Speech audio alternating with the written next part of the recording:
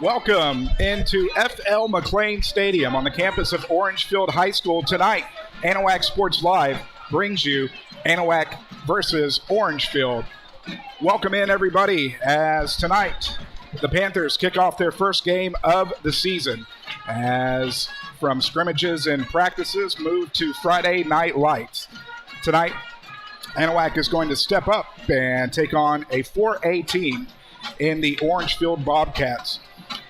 Hello, everyone. Alex Outram joined alongside Trent Hart here from Orangefield, Texas, as we get set for the 2021 opening matchup for the game tonight. We welcome you into the Title Services pregame show, and also brought to you in part by Texas Farm Bureau. As tonight we get set to kick things off for 2021 football season, as we are going to go straight into our pregame conversation with the head coach of the Anahuac Panthers, head coach Greg Neese. Alex Outram back on the Title Services pregame show, joined by the head coach of the Anahuac Panthers, head coach Greg Neese. And Coach, first Friday night of actual gameplay. Got that feeling in the air. How's it feel to be back on Friday night? Well, it feels really good.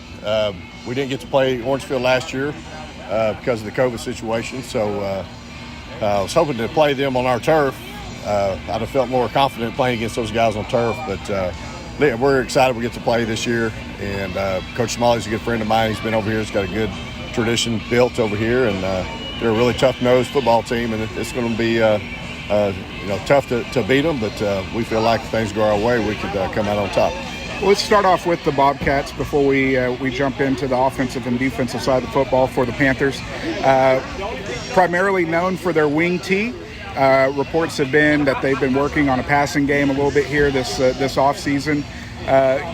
What are you expecting a little bit out of them tonight? Obviously, that familiarity there.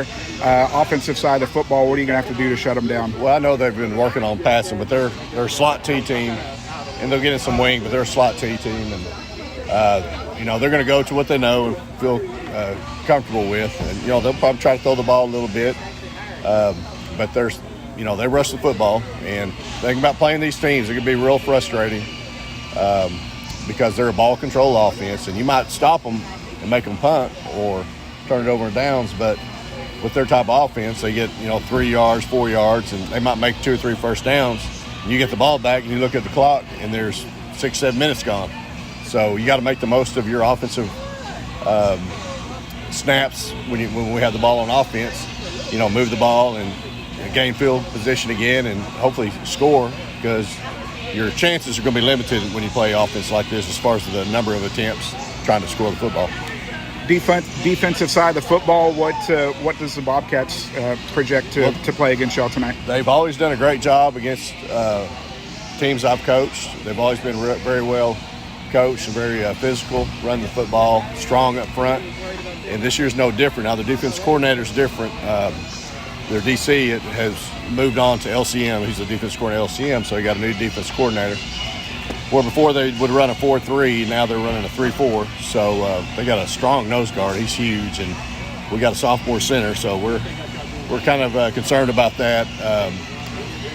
He gives a good push, but they're just very well coached, and they play how you're supposed to play. And if a guy blocks down, they squeeze down, and they very rarely leave gaps open. So. You kind of have to go against your coaching as far as, line up. We'll do some various formations. We'll line up and appear like we're going to go left, and they'll slant their front that way, and when actually we're going to go weak and go away from them. So it'll be kind of little cat and mouse games like that all night. When you're moving up a level to play a team in 4A, granted, there is a size difference between the schools. Is there any difference the way that you're going to come in coaching? Anything that you're going to tell the team before the game, between the difference in sizes of schools? No, really not with this. Not with this team, because they may be 3A next year. They might be in our district. They've been in our district a few years ago. So they got a few more kids in school, so they probably have a few more kids on the sideline. They probably have fewer kids going both ways. We have quite a few kids going both ways. So that's kind of what you look at when you play a school up. But then again, you can only play 11 at a time, and your two-way players are in shape. You know, it shouldn't be any factor. But you know, they have a really good program, and 4A, 3A, it doesn't matter. They're always tough to beat. Panther side of the football saw a great progression from the beginning of the season toward the end of the season with the defensive side of the football, with the off-season summer workouts, you know, moving into practices here recently. What kind of changes are you expecting on the defensive side of the ball this year? Well, since you brought up our summer workouts, I was very happy and very proud of our summer workouts this year. One of my young coaches, Devin Lee, he's a great young coach, and he has really good experience as far as training athletes, and he actually gets paid on the side, and he trains a lot of big-time athletes. So he trained our kids this summer, and I called him the Pied Piper because he had, day one, he had like 65 kids, 7th grade through 12, and then day 28, he had like 70 kids. So they weren't quitting, and he worked the dog out of them too, so he did a great job, and our kids are really in shape. But as far as defense, we got a new defensive coordinator, Coach Finchers, who's been my DC. He went to Newton, back to Newton's a shorter drive for him, and he was driving like an hour and a half to come work for me, and it was too much. So I hired Toby Belt. He's a 3-3 stack guy, so we got a little new look. And it's a tough, I know it's on the offensive perspective, it's a tough defense to block. It's hard to get to all the linebackers, and you can do a variety of stunts. So and we'll move our secondary a lot sometimes. They don't know who the force player is going to be. It could be a corner, it could be a safety. So, you know, it's kind of exciting. It's the first time I've had a coach do a 3-3 stack, so I'm learning a lot of things. And so I've been very pleased in the 2 scrimmages where we're at defensively. We're very aggressive. We scrimmaged Newton.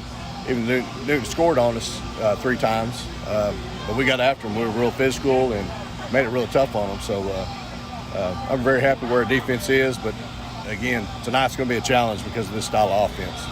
Going to be relying on some new kids this year to lead the defense. One of the biggest losses, Logan De Hoyos, graduating last year.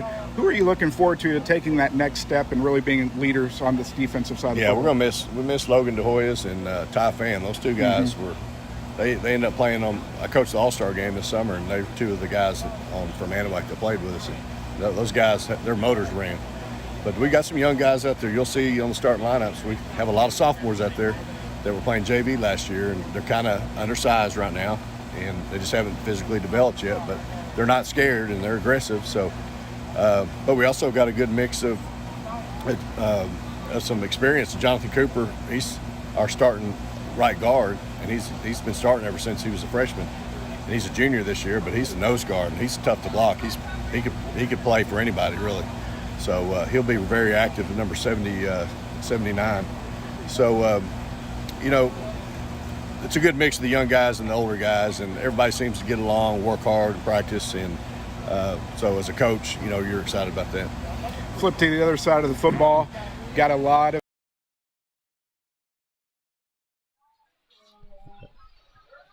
And ladies and gentlemen, we'll get back to the interview with Greg Neese here shortly. We're going to pause for the playing of our national anthem.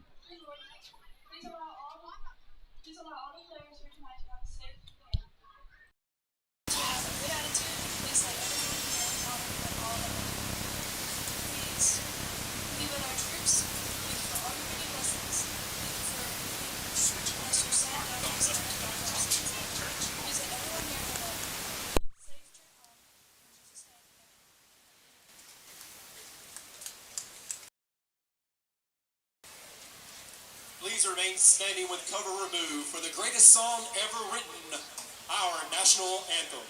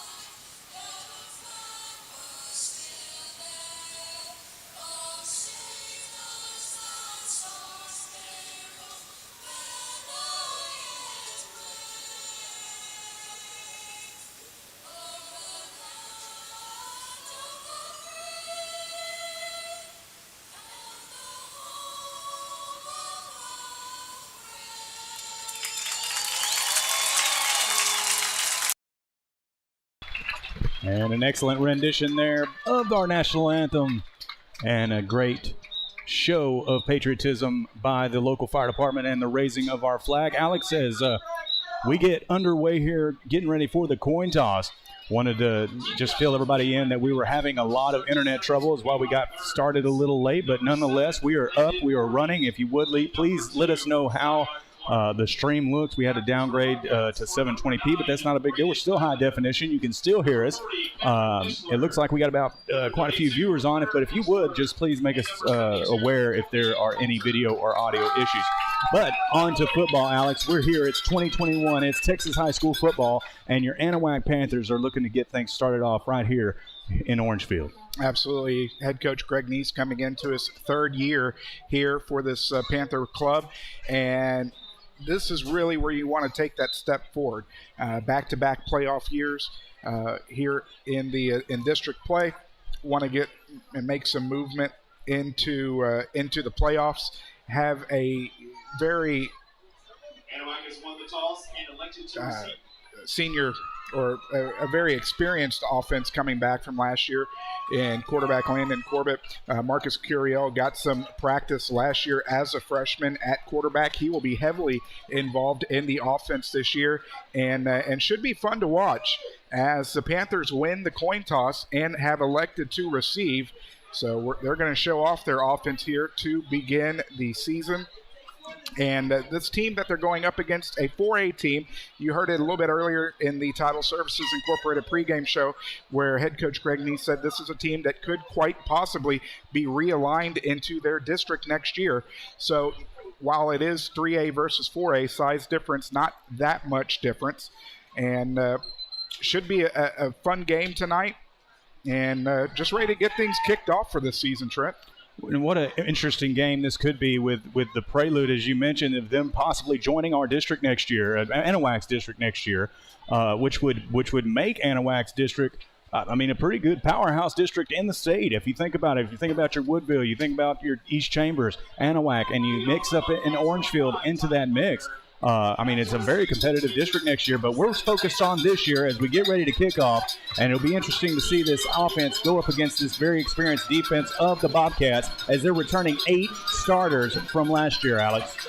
Ty Butler has it teed up for the Bobcats as we are set to go. As the pooch kick is going to be fielded at the 40. Hit hard. And he's going to be taken down there in to receive it. Luke Foster. Nice job holding on to the football as he pretty much got tackled simultaneously as he came down with the football. So the Panthers will set up shop with their first possession of the year from their own 40-yard line. Well, hit hard at the 40, but, still yet good field position off the pooch kick. And we'll see what Greg Neese comes out of the box here with on the first play of the 2021 regular season. 2 backs deep. Corbett's going to pitch it to the right side to Sanchez, Christian Sanchez, as he's going to be able to pick up a yard. I'm sorry. I think they got 2 on it. I'm going to call it 2nd down and 8. 2nd down and 8 after the pickup of 2. We'll get to your starters here momentarily as Landon Corbett will come under center. He'll have 1 setback, 2 receivers to the far side. Quick pitch to the left side is going to go to Sanchez. He's going to get across the 45, lowers his shoulder. It's going to pick up a couple extra yards. Give him a pickup of 5 on the pass and run. Will bring up 3rd down and 3. Well, those pitches to the outside, we expect a little bit more out of that this year as, Sanchez lowered his shoulder and got a little bit more out of that one. Big 3rd down right off the bat here for the Panthers. Out of the gun is Corbett. Corbett's going to take it around the right side. He's going to be swarmed by a host of Bobcat defenders. He's going to lose 4, and that's going to bring up 4th down. Well, and just nowhere to go with that big defensive front of the Orangefield Bobcat. As I mentioned earlier, they've got 8 returning starters on that defense. And there was just nowhere to go for Landon on that particular play. So Christian Sanchez back to punt. As 2 back deep for the Bobcats in Jackson Humplick and Cameron Dishler. Great punt by Sanchez. Over end punt is rolling, stopped before the goal line, is going to be into the end zone as they were unable to down it before it went in. A fantastic punt by Sanchez. Some bad luck there as the Bobcats will take over for their first possession of the ball game here. 10:23 remaining. With 10:23 remaining. Thank you. And a great pump out there by Sanchez. Just could not get a man down there in time. It looked like he touched it right before it broke the plane, but the refs thought otherwise. And that's where the Bobcats will start it on their own 20 as they start their offensive campaign of 2021. We're trying to get some numbers here as we were unable to get some starters before the game. Coming under center is the junior Braden Parker as he is going to put the ball in the turf. Panthers saying that they've got it. Looks like the Orangefield Bobcats fell on it first. They did recover. That was no loss on the play, but will bring down second down and 10 as it was Parker who was able to jump on top of it.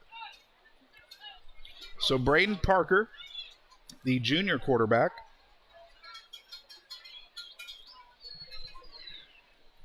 as you heard in the pregame show, slot T offense.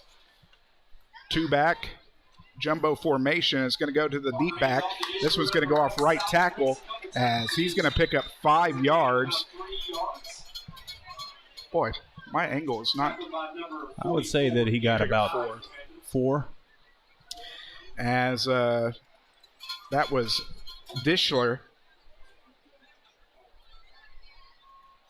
on the carry. 3rd down and 6 here. Early test for this Panther defense as we'll try to get to the starting defense for the Panthers. At safety, Zion Clark. Handoff is going to go straight up Broadway. They're going to pick up 4, give them 5. It's going to be a yard short of the first down.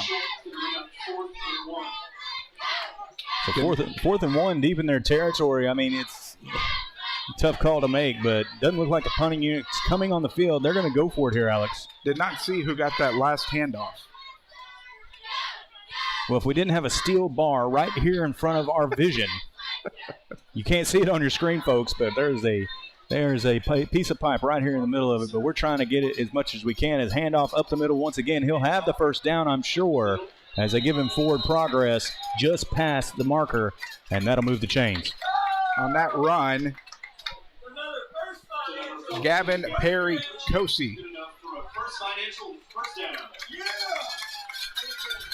So Perry Cosi with the pickup of 2 moves the chains. First down of the ball game. Zion Clark starting safety. The senior Presley Mouton starting at linebacker. The junior Javion West, the sophomore corner. Landon Corbett, the junior safety. Braden Lanferman, the junior linebacker. Robert Bailey, defensive end. KJ Moore, sophomore corner, as this is going to go out left side. Breaks a tackle and is going to finally get brought down, as in on the tackle, Javion West, but not before a pickup of 18 on the play. Finishing the starting lineup, Kai Till in at safety, the junior. Caden Hampton, the senior defensive end. Garrett Dye, the sophomore linebacker. And Jonathan Cooper, the junior nose guard. First down and 10. Pitch is going to go right side into Panther territory, being dragged and carried from behind. Big chunk yardage given up the last couple of plays. 14 yards for number 14, Perry Cosi. Well, Cosi, that was impressive as he carried about 6 Panthers on the top of his back there for about another 10 yards. And that'll move the chains again for another Bobcat first down. This Panther defense is going to have to come up with an answer for this ground and pound run game of the Bobcats. 3 carries, 21 yards for Perry Cosi, 3rd first down of the first drive. We're going to tick under 7:20 remaining here in the first quarter. No score. Under center is going to go straight to the first back through. Chunk yardage there for 5, as that was Hunter Ashworth on his first carry of the ball game. Braden Lanferman in on the tackle.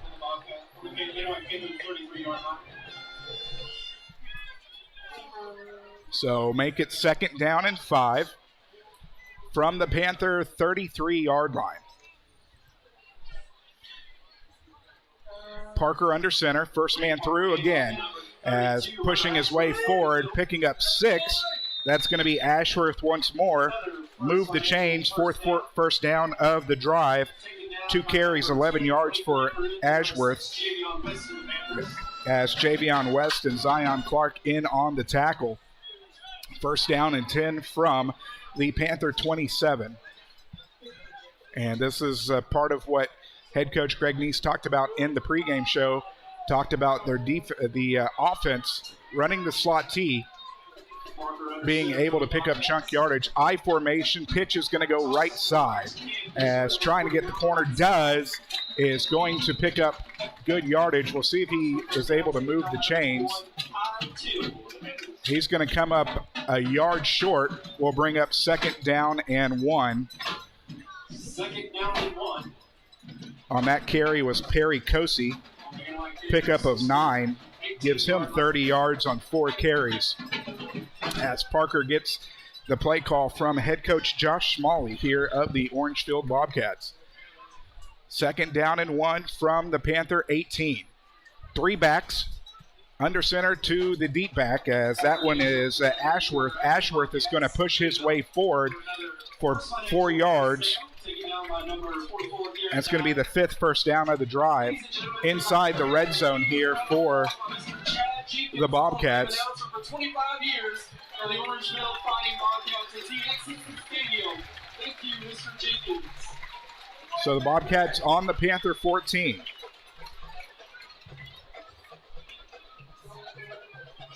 First down and 10. Lone setback is going to go end around, as Perry Kosey is going to be met. He's going to get a yard. We'll bring up 2nd down and 9. A much better effort there by the Panther defensive front, sniffing out that particular play. As I'm starting to wonder, Alex, are we going to see the same type of Panther defense, that bend not break mentality that we saw last year? We're about to find out here, is that we are deep in their own red zone. Well, first game under new defensive coordinator, coming and running the 3-3 stack, a little bit different than what we saw last year with the Diamond 7 formation. As Bobcat's going to mix it up a little bit. There's going to be 2 wide receivers to the near side, pistol formation. 1 receiver rolling left as Parker has a man, is going to be caught at the 5. In on the reception, Morgan Sampson. So right at the 5, a little bit short of the first down. So we're going to give him a pickup of 7. We're on the same page there. First attempt and completion for the Bobcats. So huge play here coming up for the Panthers if they can make something happen in the backfield. As deep back will get the ball, finding his way forward into the end zone for the touchdown. So Dishler from 5 yards out hits pay dirt as the Bobcats take the early lead, 6-0. Well, it was an impressive drive there by the Bobcat offense to come all the way from their own 20, drive it all the way down the field and punch it in for 6 as the kick is up. It is true, and that'll be 7-0. Was it? Oh, no good. Okay, well, that's that pole I was talking about in front of my face, Alex, so no good. All right, with 4:20 remaining here in the first quarter, the Bobcats lead the Panthers 6-0. Back after this on Anahuac Sports Live.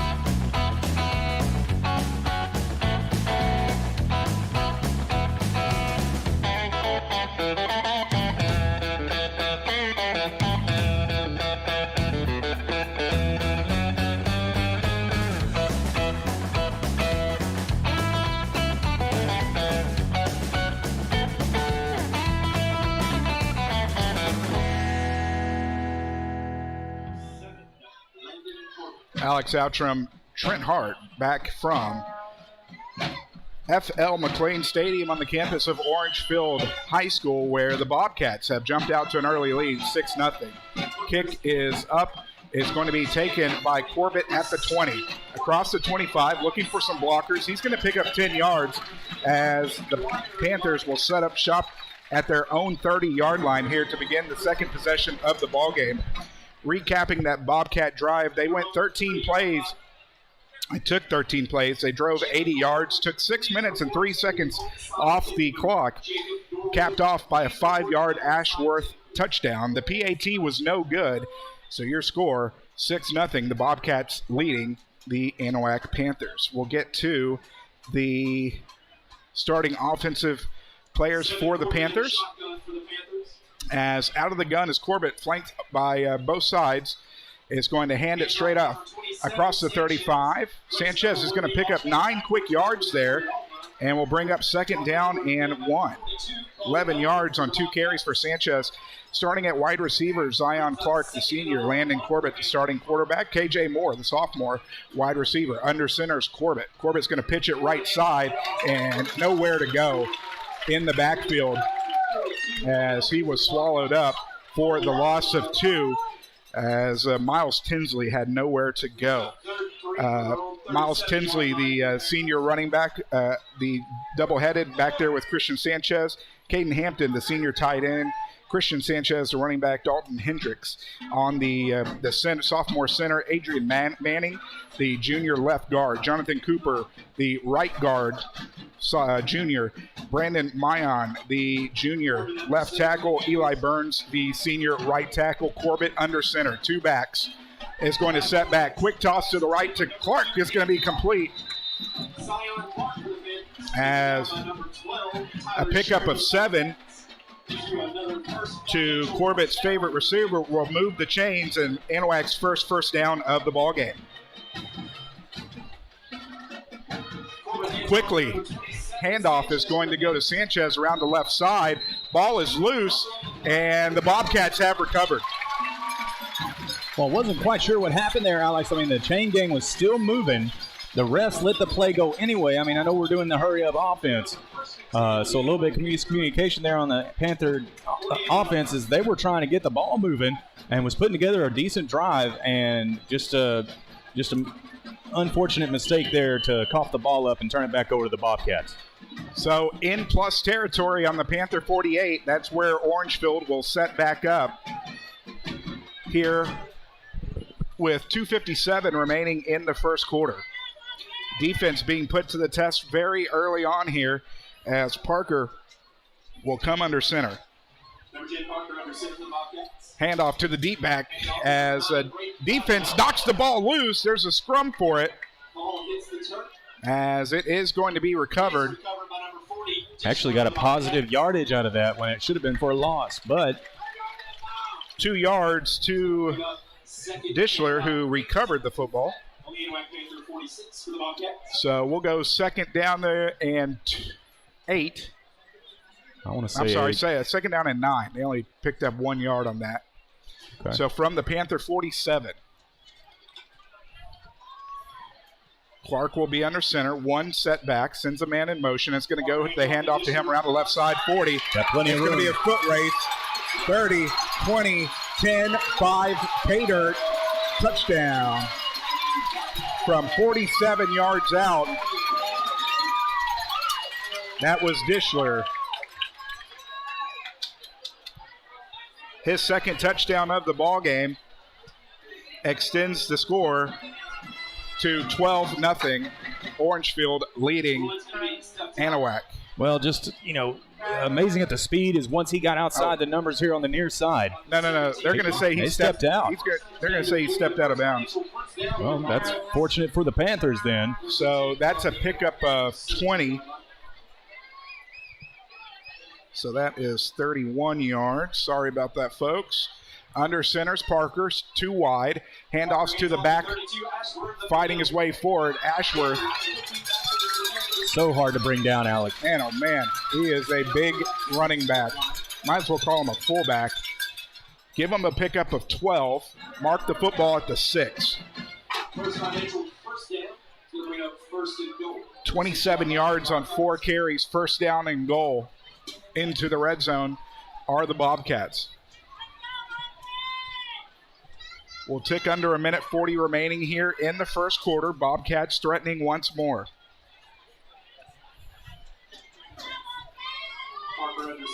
Parker quickly under center, 2 backs to the far side. Handoff, Ashworth can walk into the end zone, touchdown from 6 yards out. Well, no doubt about that one, as there was nobody here on the near side of the end zone to touch him. And now puts 6 more on the board for Orangefield.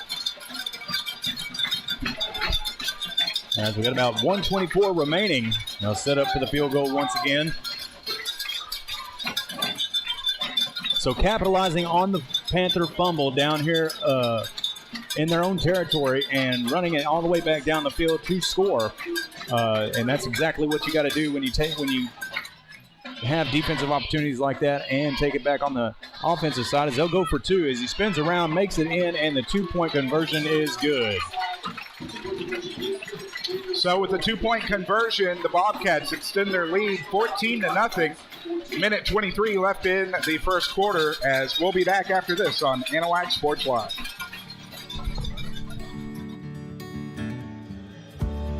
Whatever it is you wrangle, whatever seeds you sow, no matter what you nurture or what you choose to grow, at Texas Farm Bureau Insurance, we're proud to protect all Texans.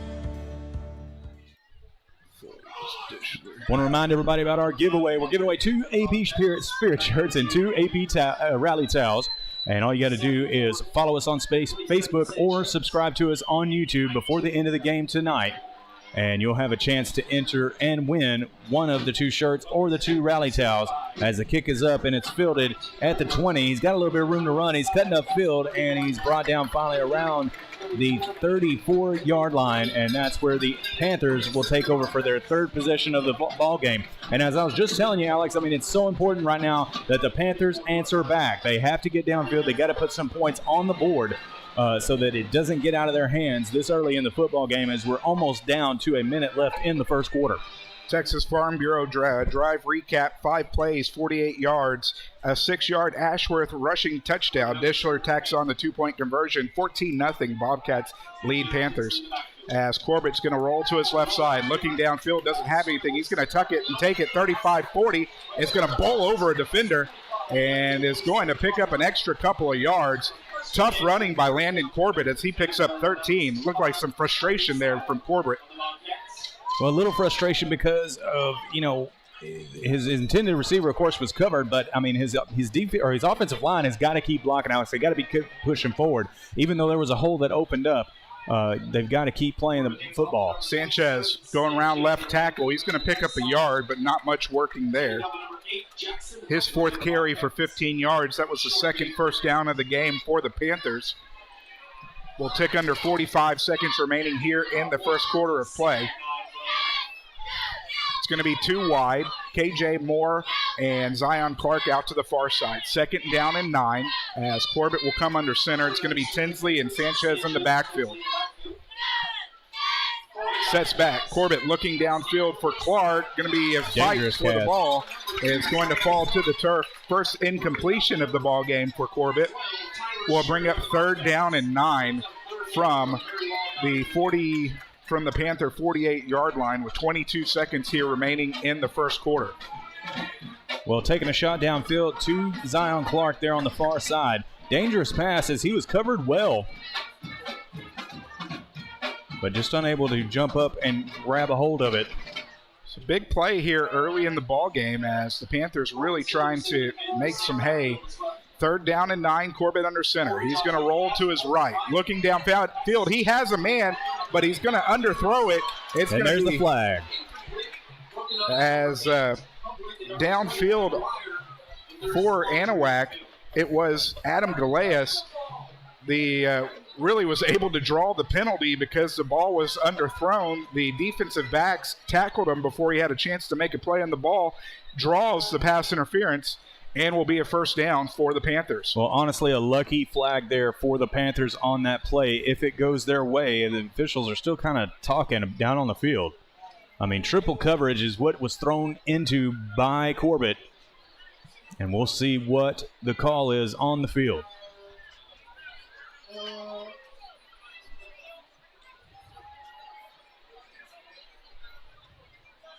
Well, he just came over and talked to the Orangefield sideline.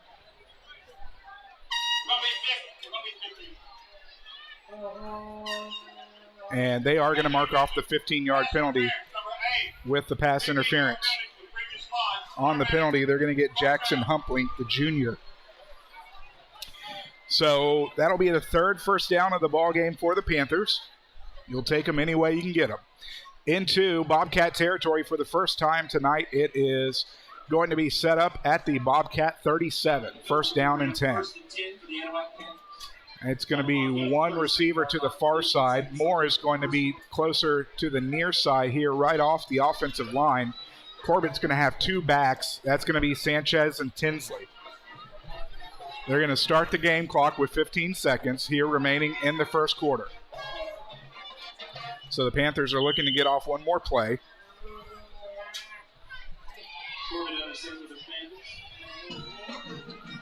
Moves it back to sets back. Corbett looking to his left. Quick throw is going to be bounced off the turf. We'll bring up second down and 10.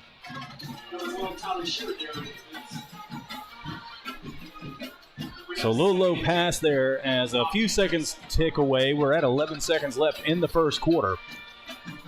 And it's going to be time for at least one more.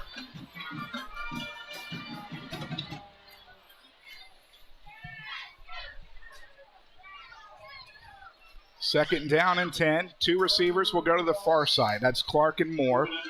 Corbett under center. Sanchez and Tinsley behind him. Rolling to his left. Looking downfield. He's going to have plenty of room across the 35-30. He's going to pick up the first down, give him a pickup of 11, and move the chains.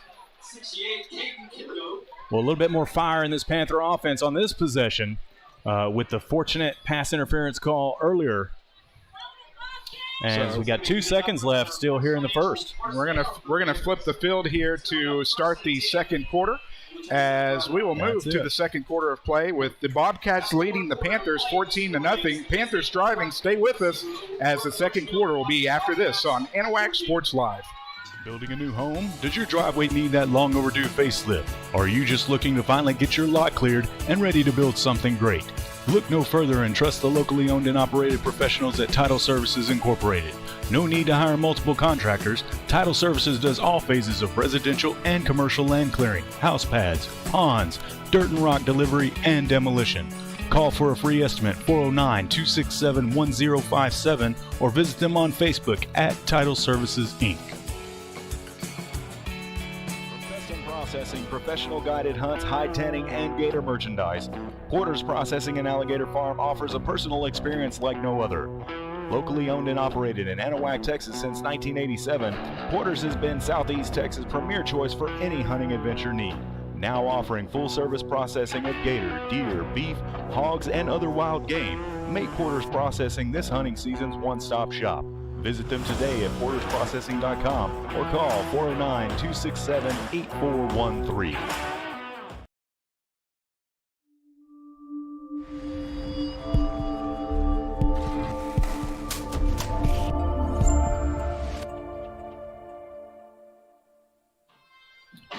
Welcome back to F.L. McLean Stadium on the campus of Orangefield High School, where the Bobcats lead the Panthers 14-0. As we are set to start the second quarter of play with the Panthers at the Bobcat 27-yard line. As the Panthers have done a good job on this drive moving the football, got bailed out earlier in the drive with the pass interference. No one's going to complain there, as it's going to be Corbett out of the gun, offset to his left by Sanchez. Two receivers, low snap, looking all the way for Clark, pumps, throws into the end zone, caught, touchdown. We'll see what the flag is about. Thrown back toward the line of scrimmage, and it looks like it's going to be on Orangefield. So as it stands at this moment, a 27-yard pass and catch from Corbett to Clark. We'll see what the laundry on the field is, but this could be a huge play for the Panthers. Well, maybe it isn't on Orangefield. They're bringing the ball back.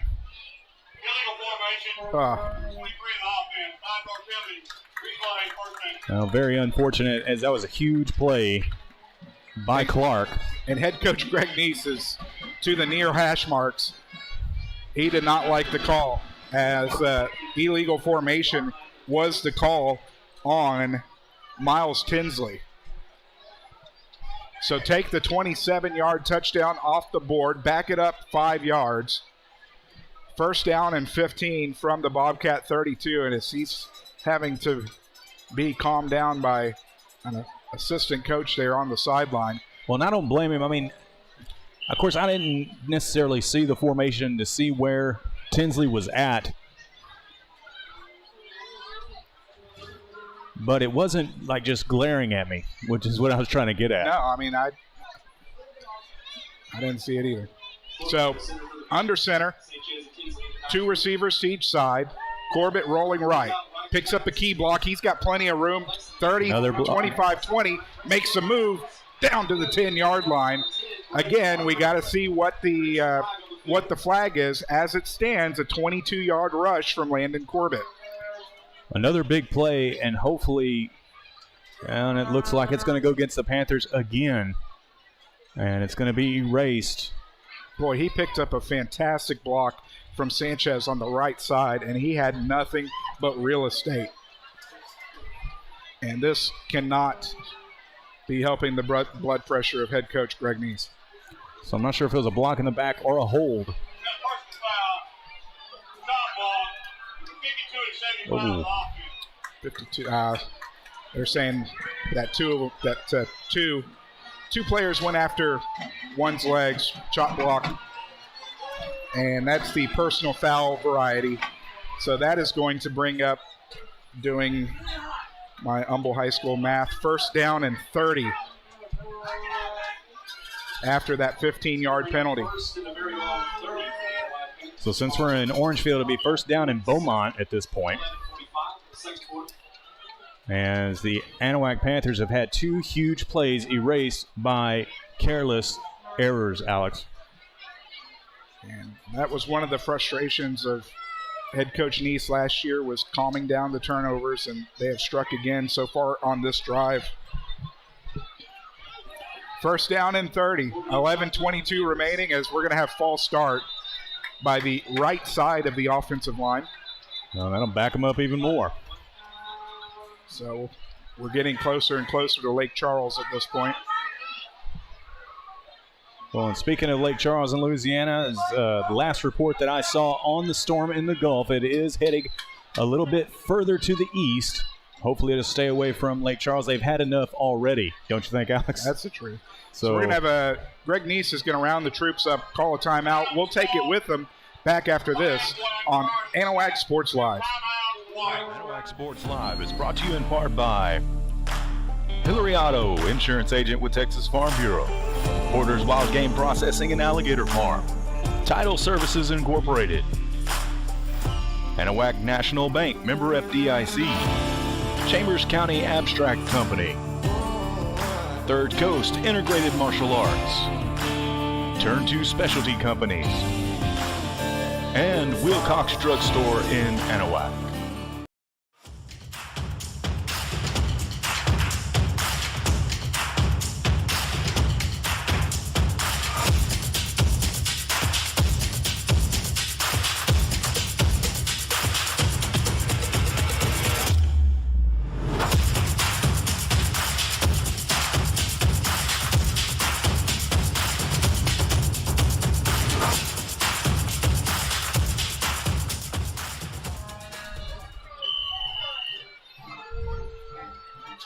First down and 35 as Corbett sets right, looks to go downfield, is going to be sacked. Held on to it just a tad bit too long.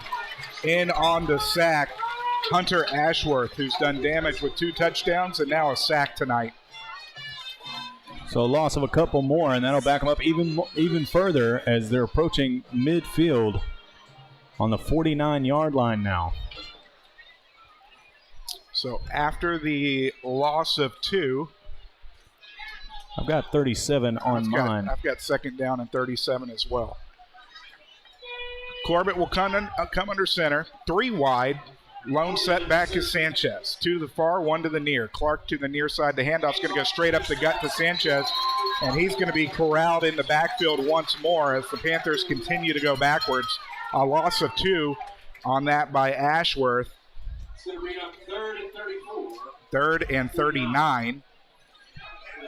That's what I have as well, as the Panthers have been pushed back now into their own territory.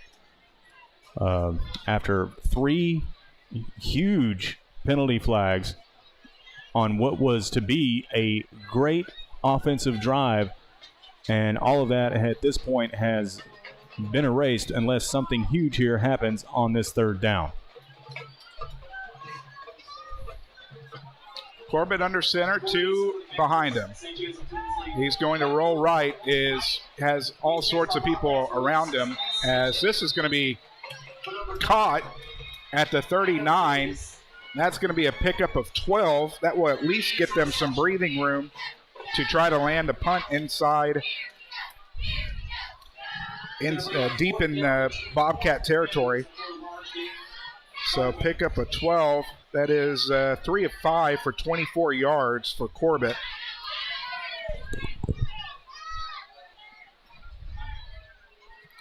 Galeas with his first catch. High snap is going to go over the head of Sanchez. He does have time to pick it up and kick it, as he's going to just do what he can to get some yardage back, but he's going to end up losing 12 yards as the Bobcats will set up shop in Panther territory for the 2nd time of the ballgame. Well, I mean, the unfortunate circumstances continue with a very high snap that got away from Sanchez, and I mean, he made the best of it trying to get it back to midfield, but the Orangefield Bobcats will have excellent field position once again with 9:01 remaining in the first half. I want to thank our sponsors for the first quarter. It was Swanky Insurance, 411 Miller Street, Anahuac, Texas. 7514-409-255-0644, swankeyinsurance.com. Under center's Parker. He's going to go end around to the right side. He's going to be chased and stretched out, 45-40. Lowers the boom and will get tackled at the 32. Flag in the vicinity of holding, so hold it up right there. The second quarter sponsor, Capital Farm Credit, 120 Broadway in Winnie. 77665-409-400-4066. Thank you for your sponsorship.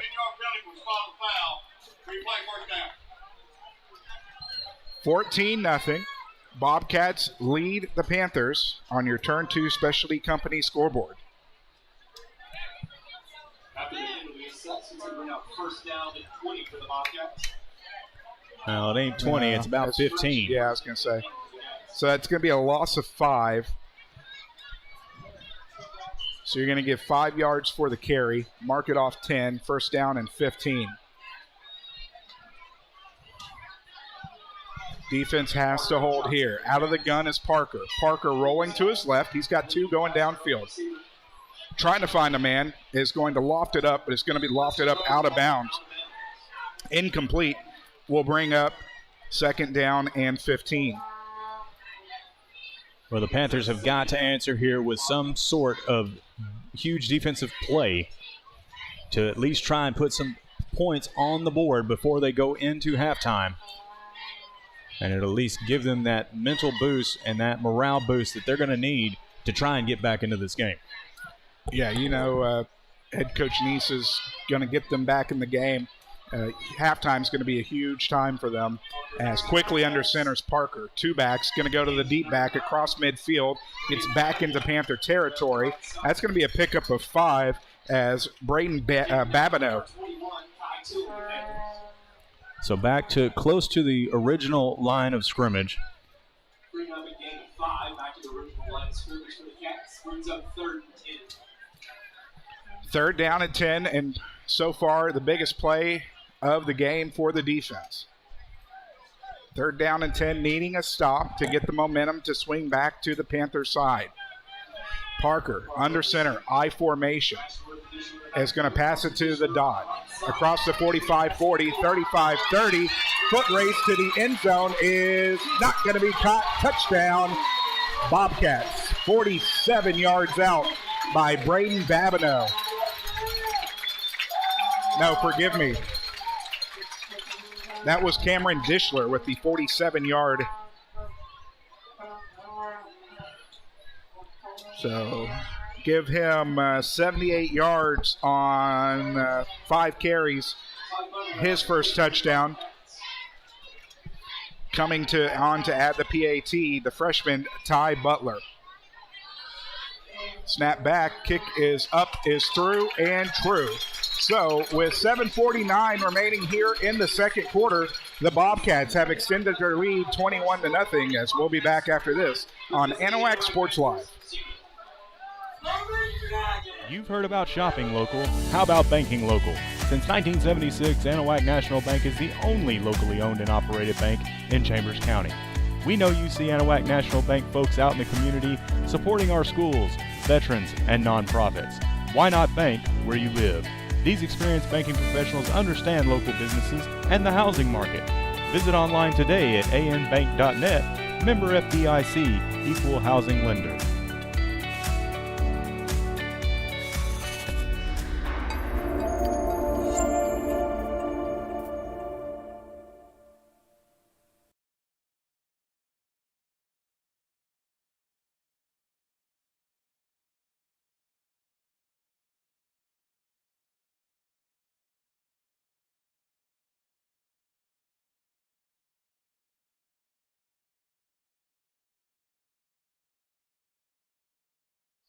As the Orangefield Bobcats look to kick it off here.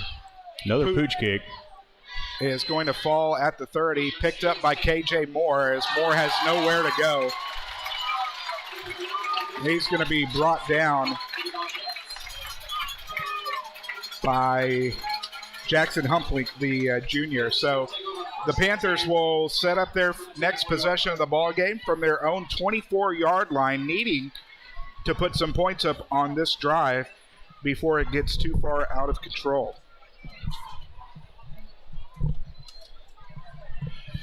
So Corbett will bring the offense back onto the field, as the Panthers have been doing a little bit more passing than we've been used to. Please go by and support them. They are located under the home stadium. As Corbett will come under center, 2 to the far side. Lone back is Sanchez. Sanchez off right side.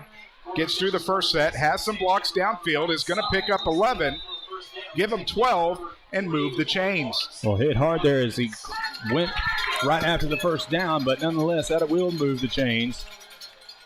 6 carries, 25 yards for Sanchez. First down and 10 from the Bobcat 36. Pitch back right side, Sanchez has some room again. He's going to pick up 7. We'll bring up 2nd down and 3. Taken down by number 20, Mars, the Bobcats.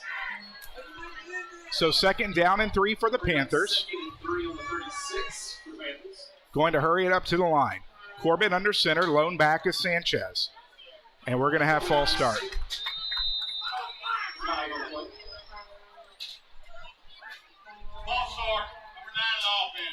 Fifth penalty of the ball game for the Panthers. Penalty's going to back the Panthers up 5, bringing up 2nd and 8. 2nd down and 8 here at the Panther 38-yard line. 7:02 remaining here in the second quarter, as Corbett will come out of the gun. He'll be offset to each side by Tinsley and Sanchez. Sanchez will get the handoff through the right side. Sanchez is going to be upended and lose a couple yards.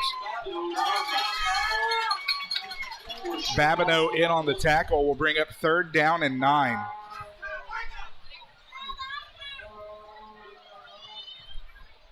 To bring up 3rd 6:35 and counting here in the second quarter. At the half, Trent and I will have analysis of the first half.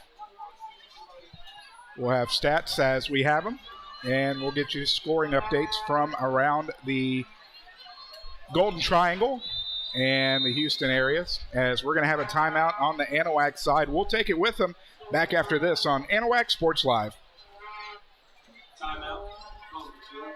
Since 1948, Wilcox Drugstore has been the Anahuac area's most experienced and trusted pharmacy. Continuing its long-lasting reputation for personal attention to all your medical needs, Wilcox Drugstore offers counsel, refills, transfers, compounding, flu shots, and delivery.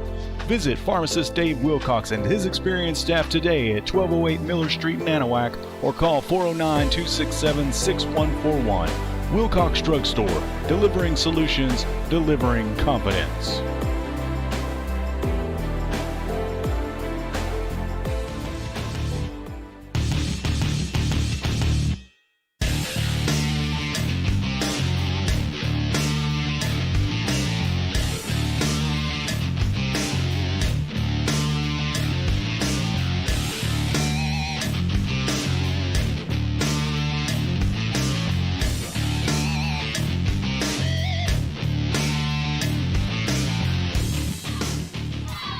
Alex Outram, Trent Hart, Terry Fortenberry here from FL McLean Stadium on the campus of Orangefield High School. 3rd down and 9. Corbett rolling left, looking downfield, is under pressure and is going to be incomplete as Clark looked to made a great catch on the sideline. They're going to say it bounced off the turf, as that will bring up 4th down. No, his back was to me there. I didn't see if it hit the turf or not, but of course the referee was there right on top of it, so he had to have seen it hit the grass before it went into his arms, and that is another long 4th down for the Panthers, and they'll punt it away again. If you're Zion, you still have to be bitter about that touchdown in the playoff game last year that was ruled out of bounds.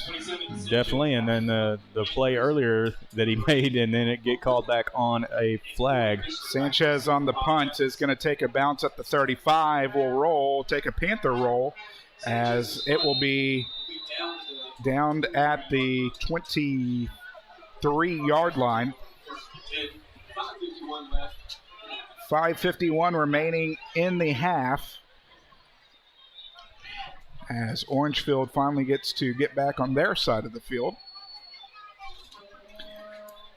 Again, we've said it a couple times, Trent. Big drive here for the defense.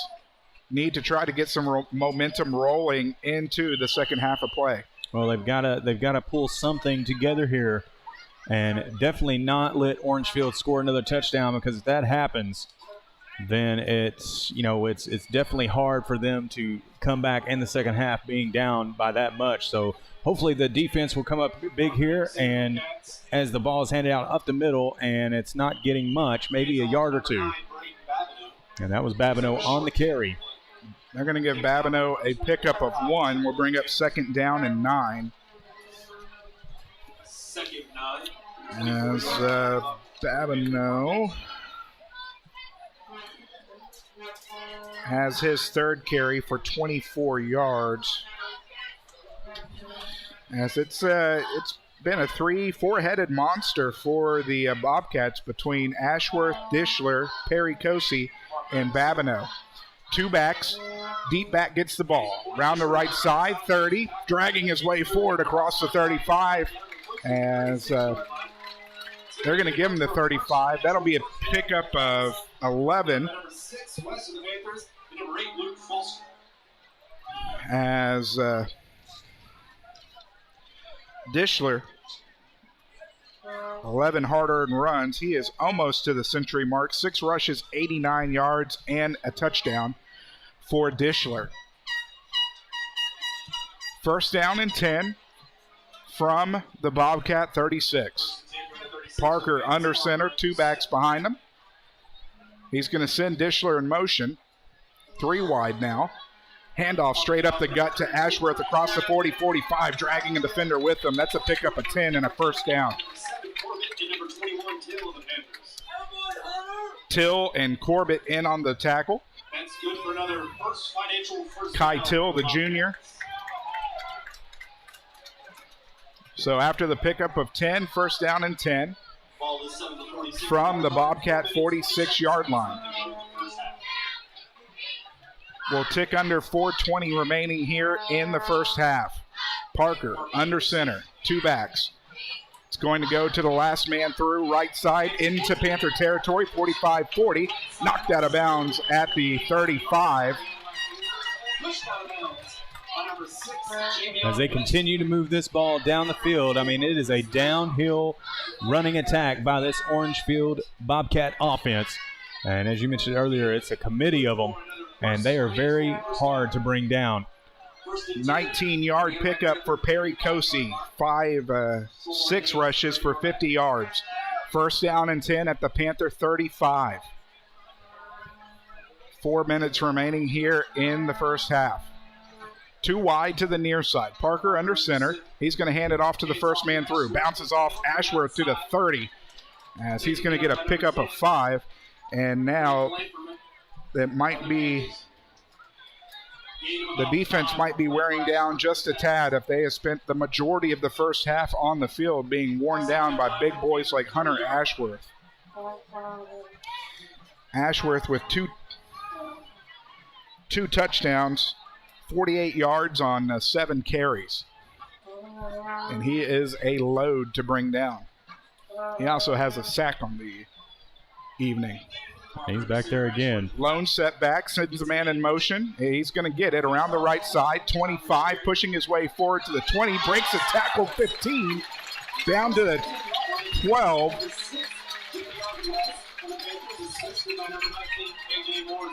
So 18 yards for Tyler Sheeran. Throw another one in there.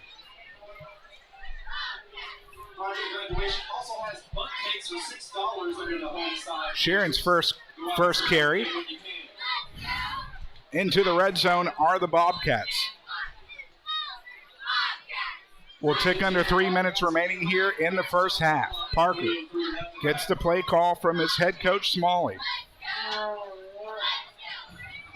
Will bring the team to the line of scrimmage. 3 backs behind him. Pitch left side is going to be knocked around and dragged down after a pickup of 1.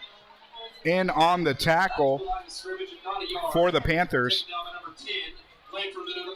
Braden Lamferman, who's been very active this evening.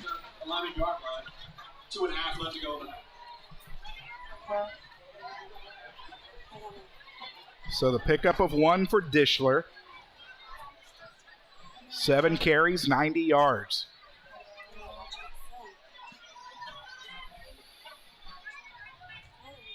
Second down and 9 from the Panther.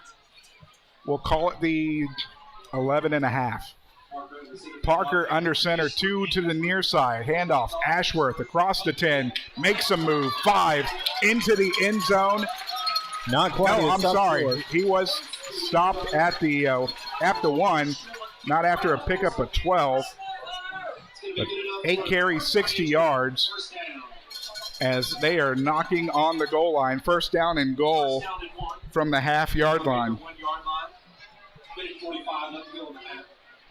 And the Bobcats are going to drain as much time off the clock here, trying to punch it in to extend their lead. It's Parker under center, 3 backs. Ashworth gets the call into the end zone. Touchdown, Bobcats. Third touchdown of the first half for Ashworth, as he has not been stopped very easily tonight. Ty Butler, the freshman kicker for the Bobcats, coming on to attempt the PAT.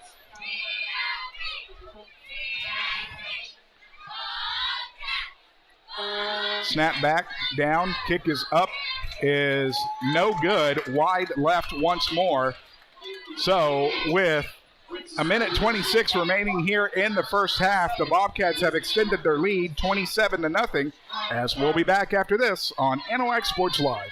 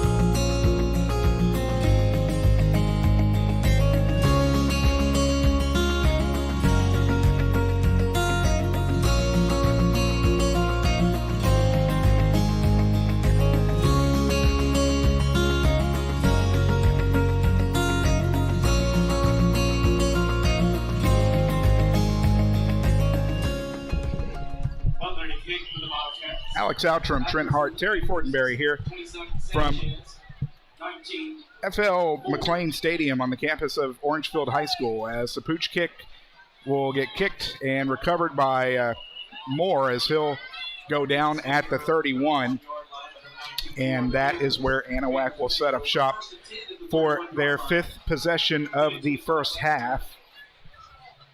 Looking over the scoring drive presented by Turn 2 Specialty Companies. It was 11 plays, 76 yards.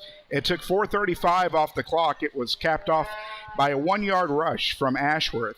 The Butler PAT was no good, and the Bobcats extended their lead to 27-0 over the Panthers here in the first half. As Marcos Curiel is going to check in for his first PT of the game, he's going to pitch it right side to Sanchez. Sanchez is going to get across to 35, as he's going to get to the 39. That's going to be a pickup of 8 for Sanchez. So the first time we've seen Curiel check into the game tonight. Probably going to try and mix it up here to get Corbett and Sanchez in the backfield to get the ball moving a little bit more efficiently. We'll see if that works out for the Panther offense before we hit in here for halftime. Curiel, 2 backs, 2 receivers to the near side. Pitch left side this time is going to go to Corbett. Corbett's going to have nowhere to go. He's going to get a pickup of 1, and that will bring up 3rd down and 1. So approaching half a minute left here in the first half. And they're just going to continue to run the clock, looks like to me, unless they get it down close. Curiel under center, 2 receivers to the near side. Quick pass to Moore. Moore across the 40 to the 45, as that's going to go for a pickup of 4. Moore's first reception. Stop the clock on the first down. First down and 10 at the Panther 46. We'll tick under 20 seconds remaining on this play here in the first half. 1 wide, 2 backs. Pitch right side to Corbett. Corbett makes a move into Bobcat territory, as that's going to be a pickup of 10. That's going to stop the clock. Head coach Greg Neese going to take his last timeout, as with 5 seconds remaining, we're going to have the last Panther timeout of the quarter. We'll take it with them. Back with the last play after this. Hello, my name is Mark Poggles, and I'm the pastor at Community Christian Fellowship Church in Oak Island, Texas. I would like to personally invite you to join us for Bible study during the week and our church services on Sunday morning. We have a nursery for the little ones, and our church family will greet you with a smile on their face and a loving heart. Come and celebrate with us as we study God's Word and give Him all the praise and thanks He deserves. Hope to see you there. Take care and God bless. Go Panthers!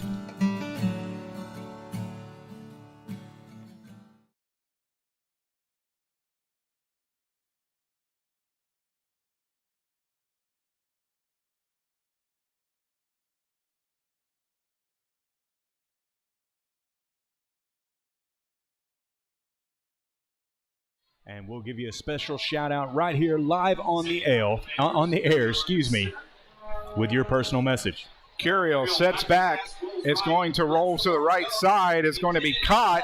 Is there any time left? Doesn't no. look like it. Triple zeros after the pickup of 15 for Curiel. So at the half, the Bobcats lead the Panthers 27-0. Stay tuned for the Porter's Wild Game Processing halftime show, as Trent and I will be back after this on Anahuac Sports Live.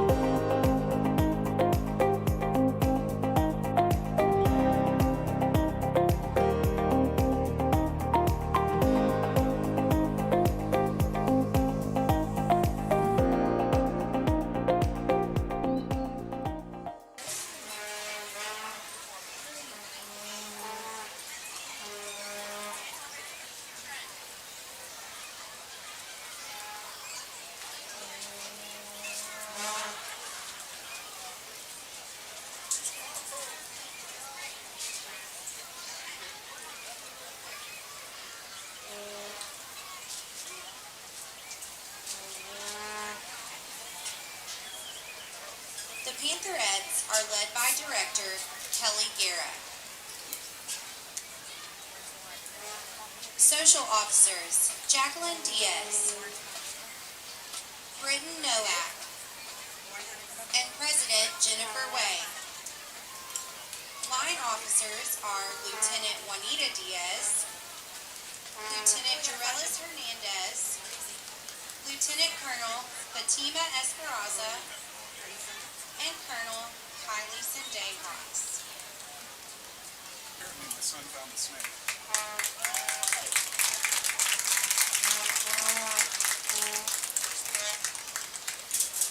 Pantherette of the Week is Victoria Wynn. Spirit Girl of the Week is Melanie Vargas.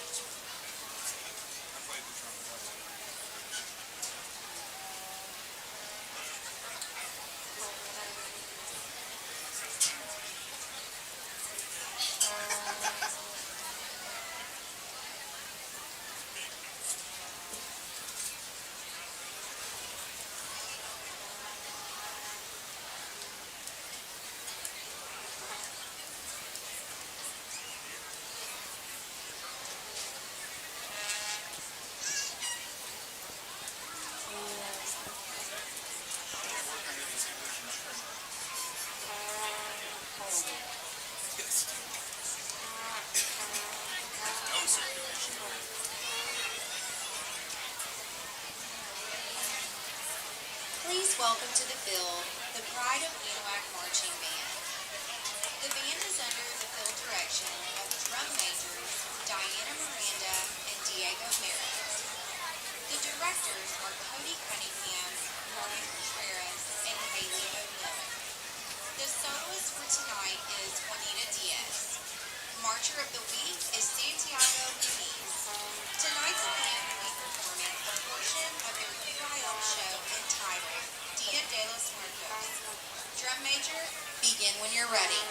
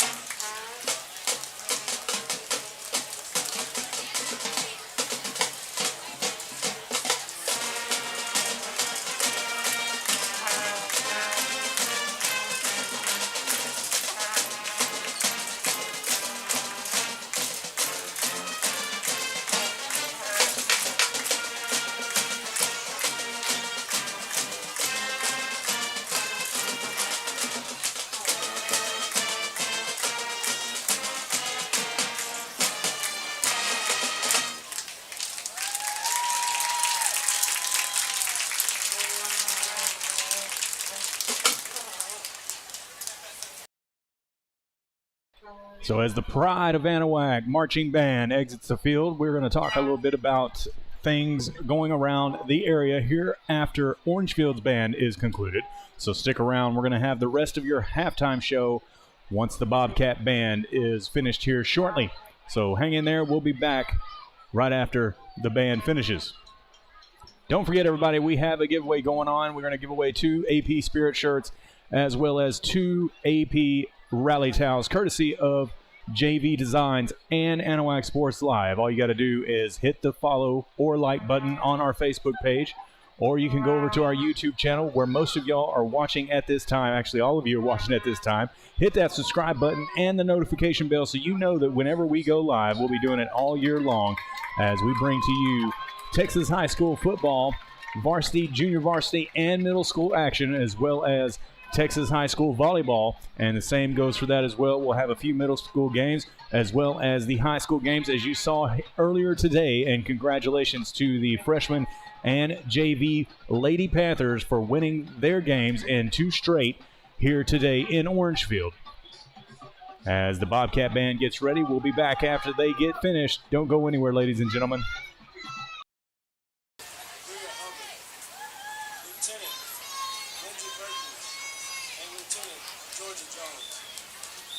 Social officers are President Alan Marinino. Vice President, Rosie Kovac. Secretary, Hazel Philidon. And Historian, Asia Train. The Miss Scout of the Week was Asia Train.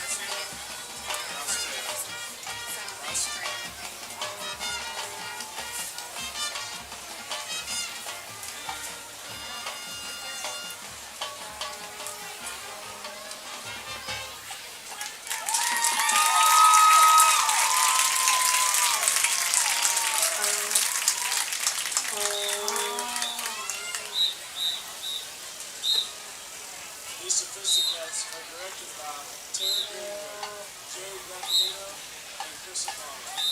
These sophisticates are not connected with content sponsors, Kevin Sun, and Orangefield Water Supply. Now welcome, Kyle. Shut up.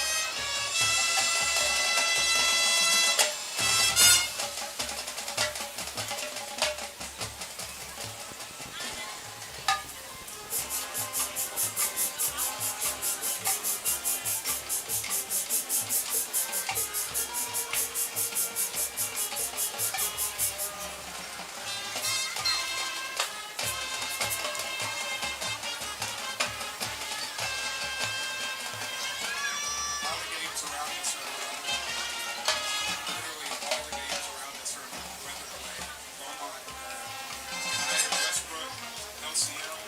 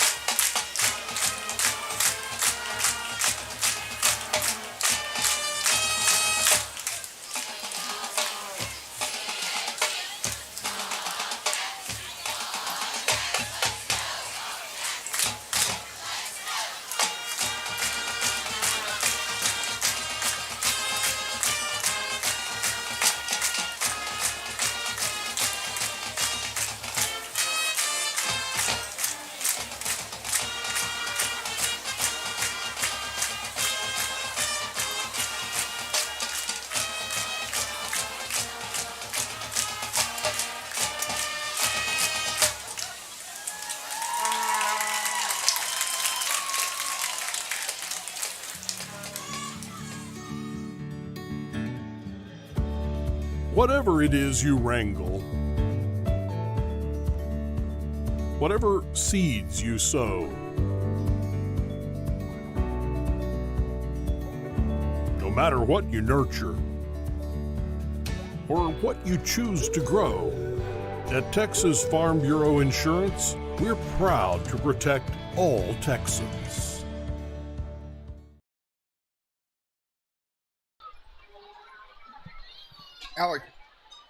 Alex Outram, Trent Hart,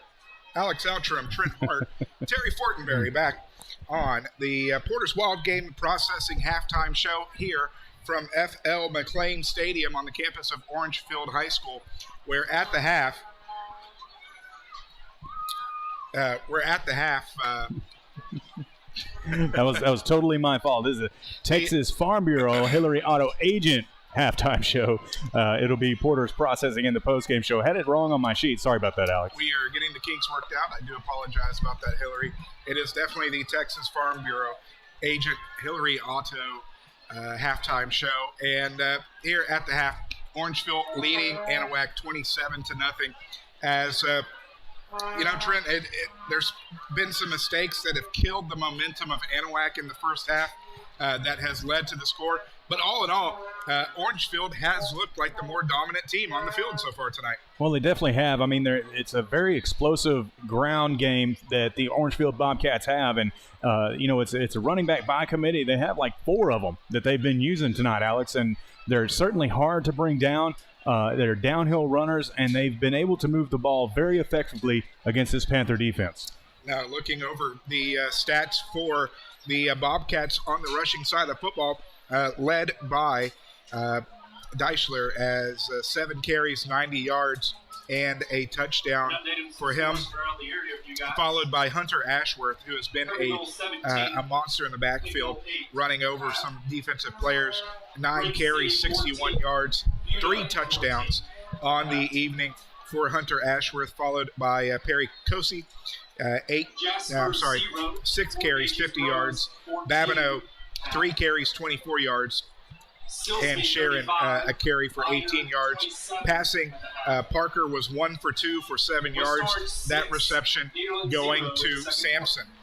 On the Panther side of the football, it's been the Christian Sanchez show as 9 carries, 38 yards, as he also had a fumble in the first half. Landon Corbett, 6 rushes, 30 yards.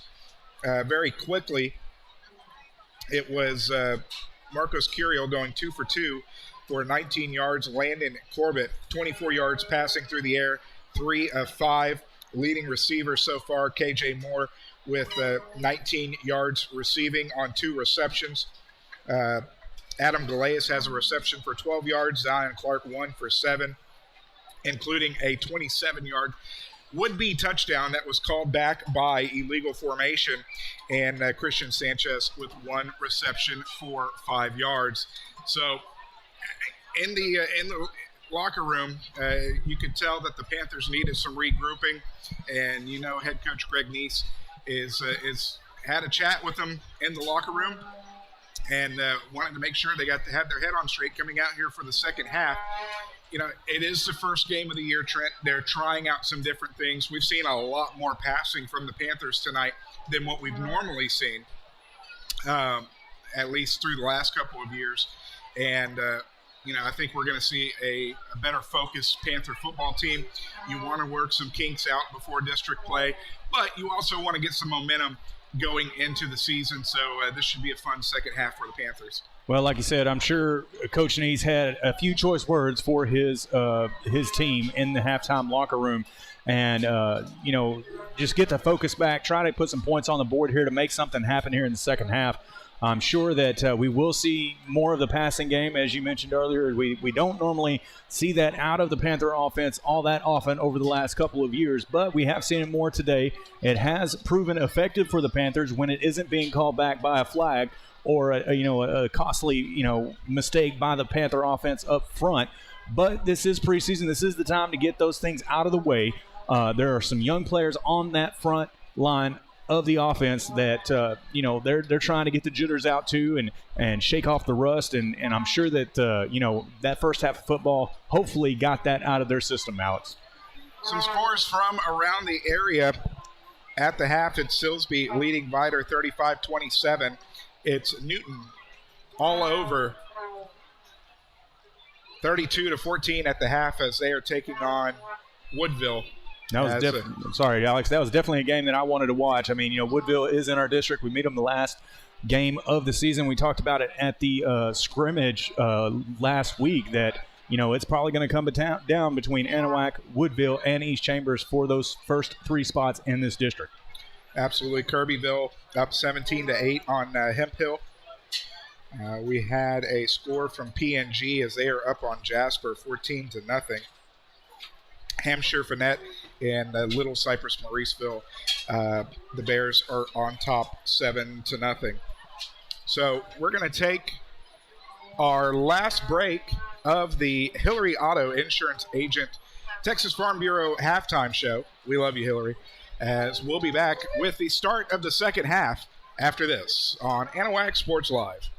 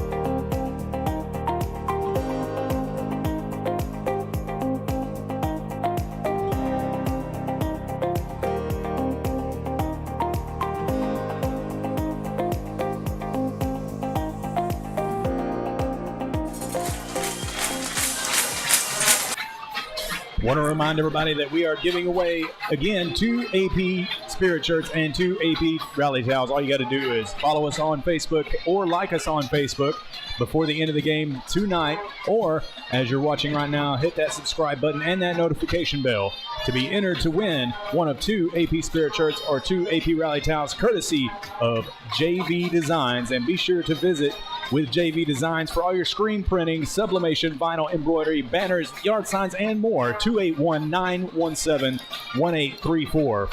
As we get back to action, as you can hear in the background, the Bobcat Band playing the fight song as the Bobcats will receive for this second half.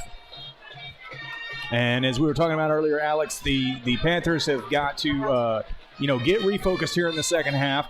Recenter themselves and try to get the ball moving down the field without having those costly penalties. Yeah, absolutely. This is going to be a huge first drive for the Panther defense as they have got to set the tone for the second half of the ball game. Likewise for the Bobcats, they can come out here on offense, and if they assert their will once more like they did in the first half, it might be lights out here early in the second half. Sanchez set to kick it off. End over end kick is going to fall to the 15, across the 20, And Ball's out. Ball's popped out, and it looks like the Panthers have recovered. That flag is going to be on the Bobcats. That will be Panther football. What a huge hit there. And if I'd had my replay buffer going, well, maybe I do here. Let's try and see if we can get over to the replay. Yeah.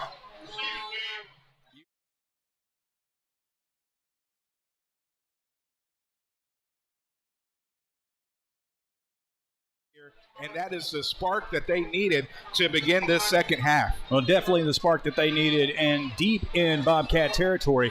Put a helmet on it, and it went flying. And what a great hit and a great turnover there forced by the Panther special teams. Bobcats going to start the half, 1st and 10 on their own 11-yard line. That is incorrect. The Panthers. Well, it should be the Panthers' ball. The Panthers What is?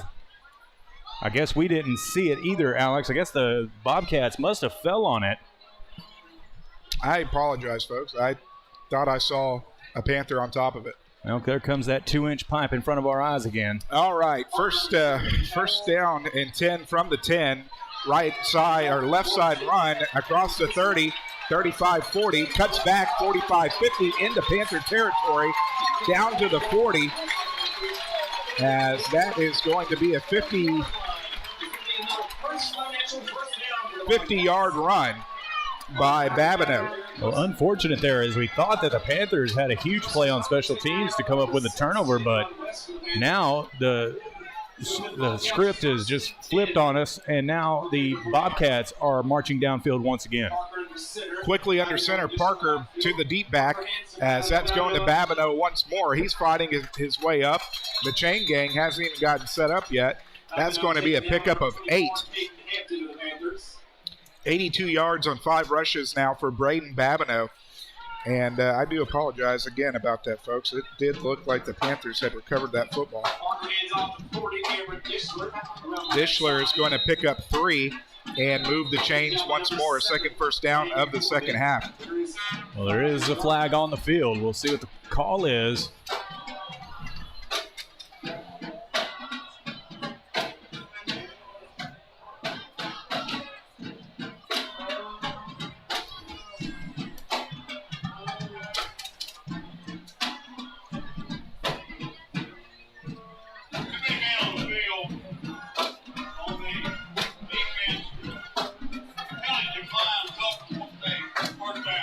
So they're going to decline the penalty. They'll take the yards from Dishler. That will be a first down and 10 at the Panther 30-yard line.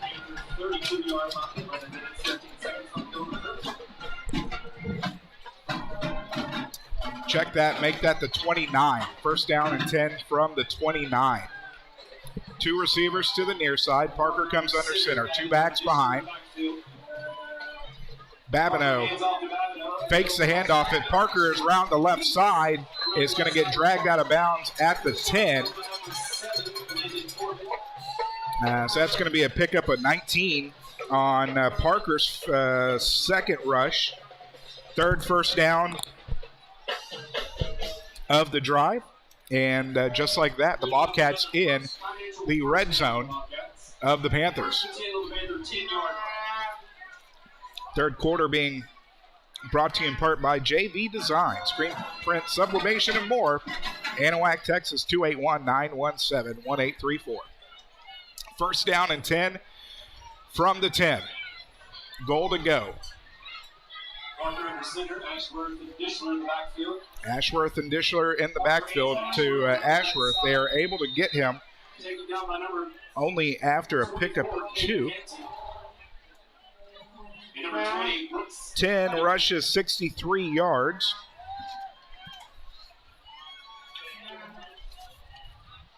And on the tackle, Braden Lamferman.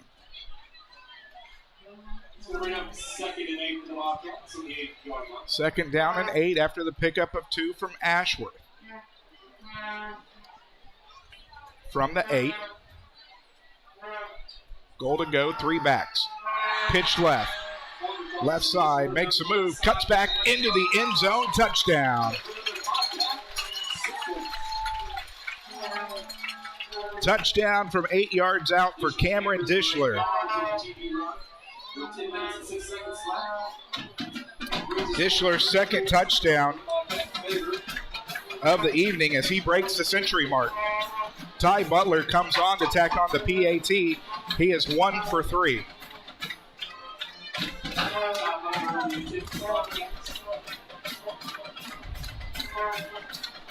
Snap back, kick is up and no good. Wide left again for the third time this evening.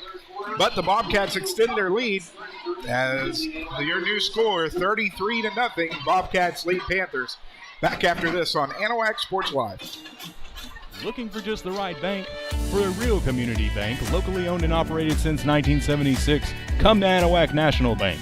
Offering services from your first checking account to mobile and online banking to business and home loans.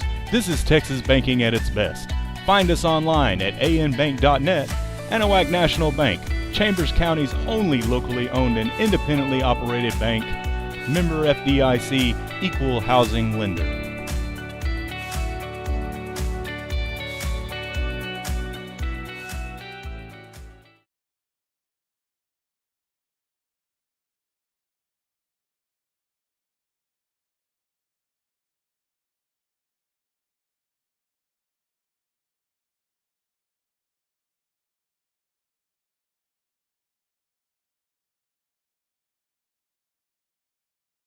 And we will give you a shout out live here on the air. 19-4, number 80, Isaiah Gomes. Butler's kick is taken As Sanchez catches it at the 25, across the 35-40, breaks free in the midfield. It's a foot race now. 25-20, Christian Sanchez takes the kickoff to the house. 75 yards as the Panthers finally break through. Picked up some key blocks along the right side, and Christian Sanchez is able to take it to pay dirt. Well, finally something positive happening for the Panthers. And as we thought it was on the last special teams play where we thought it was a fumble and a recovery, but now it is a return for Christian Sanchez all the way to the house for the Panthers. He will try to tack on the PAT after his 75-yard return. So doing all the work here, scoring the touchdown now for the PAT.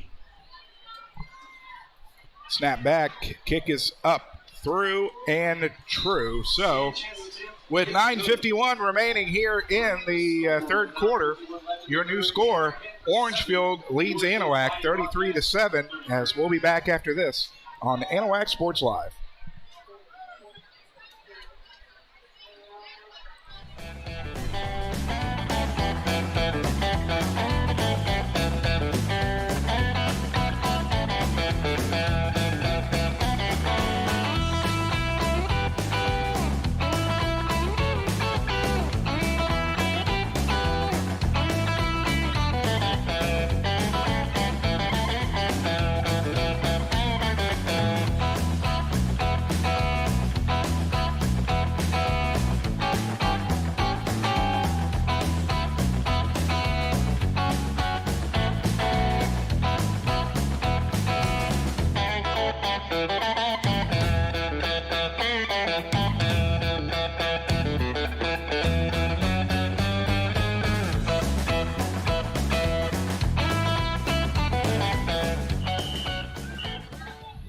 Welcome back as the Panthers set to kick off. Christian Sanchez. End over end kick is going to be taken at the 10. Across the 20. 25 is going to be taken out at the 27-yard line. In on the tackle, Kai Till. I'm going to try and go back to the replay of that return. We'll see.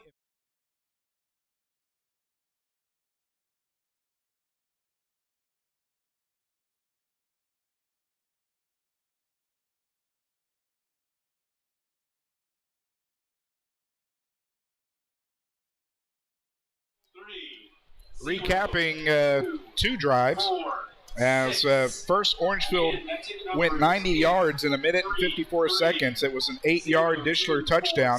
The PAT was no good. That extended the lead to 33-0. Parker under center. End around right side. There is room across the 30-35. Has a lead blocker. It's going to be knocked out of bounds at the 45-yard line. It's going to be a pickup of 16 for Perry Cosi. 7 rushes, 66 yards for Perry Cosi on the first down. As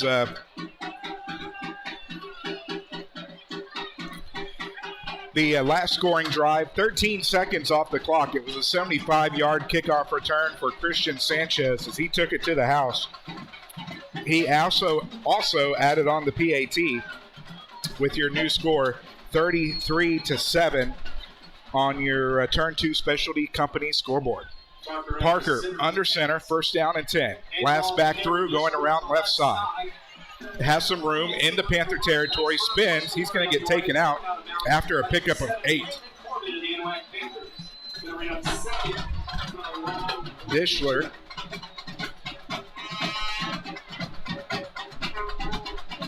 now with a game-high 109 yards rushing, as he is averaging 10.9 yards per carry. Or 10 yards a carry. That is certainly impressive. Second down and 2.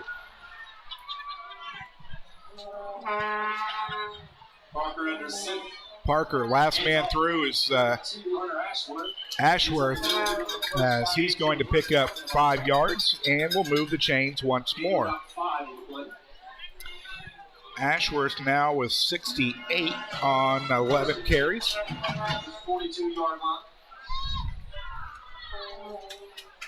The only negative that you have about a kickoff return for a touchdown is the defense had to come back on so quickly. Yeah. After that long drive. Well, and they were on the field for the majority of the first half. They've got to be gassed a little bit, even though they got the breather in the locker room. 3 backs in the backfield. Parker, first back through to Ashworth. Ashworth fighting his way forward, pushing his way forward. He's going to pick up 9 on the carry. Brings up second down and 1. Well, I tell you what, his feet just do not stop moving. No matter how many white jerseys pile on the back of him, he just keeps churning. And second and 1 coming for the Bobcats. The second down and 1 from the Panther 33-yard line.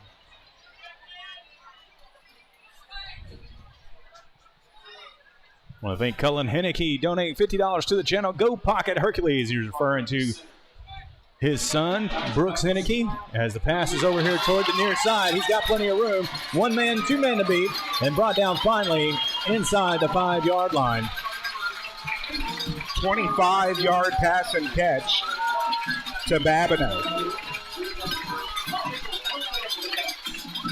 Only the 3rd passing attempt of the ball game. 2 for 3 for 33 yards. In the red zone, first down and goal from the 5. First and goal for the Cats.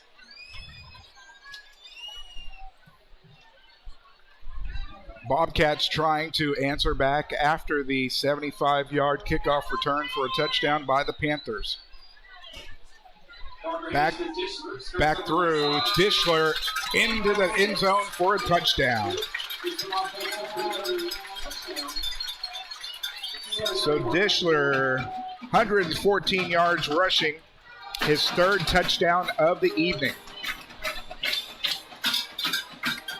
Actually hurts his average by going in from 5, but I'm sure he'll take it. That extends the lead to 39-7 as Butler getting plenty of work practicing on point afters tonight. Snap back, kick is up. Kick is good. So, with 7:31 remaining here in the 3rd quarter, the Orangefield Bobcats have extended their lead 40-7 over the Panthers, as we'll be back after this on Anahuac Sports Live. Building a new home? Does your driveway need that long overdue facelift? Or are you just looking to finally get your lot cleared and ready to build something great? Look no further and trust the locally owned and operated professionals at Title Services Incorporated. No need to hire multiple contractors. Title Services does all phases of residential and commercial land clearing, house pads, ponds, dirt and rock delivery, and demolition. Call for a free estimate 409-267-1057 or visit them on Facebook at Title Services Inc.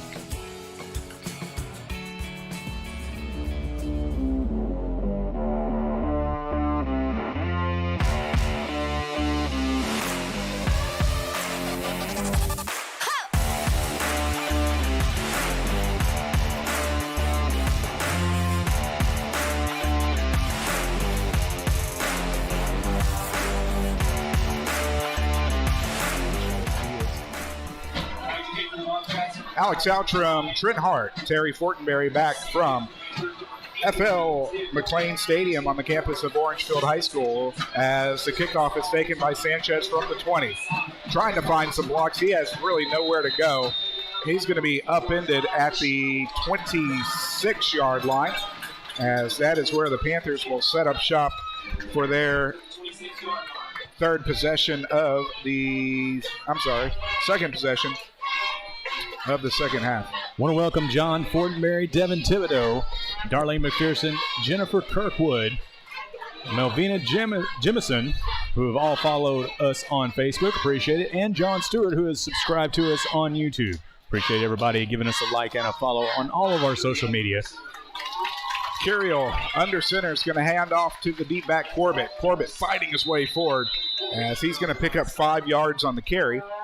Will bring up second down and 5. 35 yards on 7 carries for Corbett. That last drive went 6 plays, took 2:20 off the clock. It was a 5-yard Dishler touchdown. After the PAT was good by Butler, Orangefield extended their lead 40-7. Want to thank Keisha Humphrey for donating to the 10-year-old. Thank you, ASL is her message. No, thank you, Keisha, for your generous donation to keep us doing what we do. Curiel under center, fakes the handoff, looks downfield, has his man caught. As Galeas with his second catch of the ball game, as that one is going to go for 11 and will move the chains. So as we talked about at halftime, using the pass to their advantage, hurrying up to the line. 3 for 3 for Curiel. Under center, single back, 1 wide. Here to the near side. Curiel, pitch right to Sanchez. Sanchez is going to be able to pick up a couple. Looks like he'll be able to pick up 2. We'll bring up second down and 8. 40 yards on 10 rushes for Sanchez. Second down and 8 from the Panther 46-yard line. Curiel under center. Lone setback. 1 receiver to the near side, sends a man in motion. He gets the ball. Clark across the 45, across midfield in the Bobcat territory as he's going to pick up 6. Give him 7. We'll bring up third down and 1. First rush of the ball game for Clark. It's the first time I've seen them use Clark in that manner. They're not too shabby there. Shimmy and shaking down here to the near side. Almost picking up the first down. It's going to be third and short. Third down and 1, definitely in 4-down territory. Curiel under center. Look for him to go right side. Sanchez on the pitch. He's going to get caught in the backfield. He's going to get back to the line of scrimmage, but he's going nowhere else. That'll bring up fourth down. In fact, they're going to mark him for a loss of 1. So that's going to bring up fourth down and 2. And I don't think there's any question that you go for it here in plus territory. Well, no question indeed. As, you know, given the score, you have to try to make something happen out of nothing. And with 2 yards and a cross into Orangefield territory, you have to take the shot. From the Bobcat 48, 3 wide, 1 setback. Curiel under center. Curiel, quick pass. Corbett is going to get enough for the first down. As that's going to be a pass and run of 4 yards. A good effort there by Corbett, having the awareness of knowing where the first down marker was and diving forward to get it, to give the Panthers a fresh set of downs. 4 for 4 for Curiel for 34 yards. Move the chains. First down and 10 from the Bobcat 44. Wide receiver stacked near side. Pitch back left is going to get to the line of scrimmage. He's going to lose a yard. As that went to Sanchez once more. Will bring up second down and 11 from the Bobcat 40. Well, I've been very impressed with this Bobcat defense and being able to contain the run game of the Panthers so far. What really has been working for the Panthers are those little short, flat passes sideline to sideline. And hopefully they can get something like that going here. Yeah, the defense has been able to swarm to the football, and that's a great recipe for success. So 2 wide to the near side, Moore and Clark. Single setback is Sanchez. Curiel under center. Fakes the handoff. Looking downfield. Has a man. It's Corbett. Across the 40. Across the 35 is going to get knocked out of bounds, as that's going to go for a pickup of 12, and that will move the chains.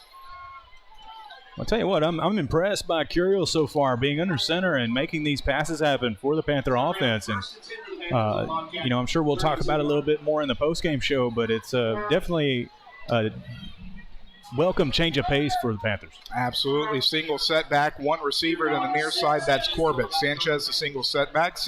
Sends Clark in motion. Rolling to the right, looking for Moore. Moore open through his hands.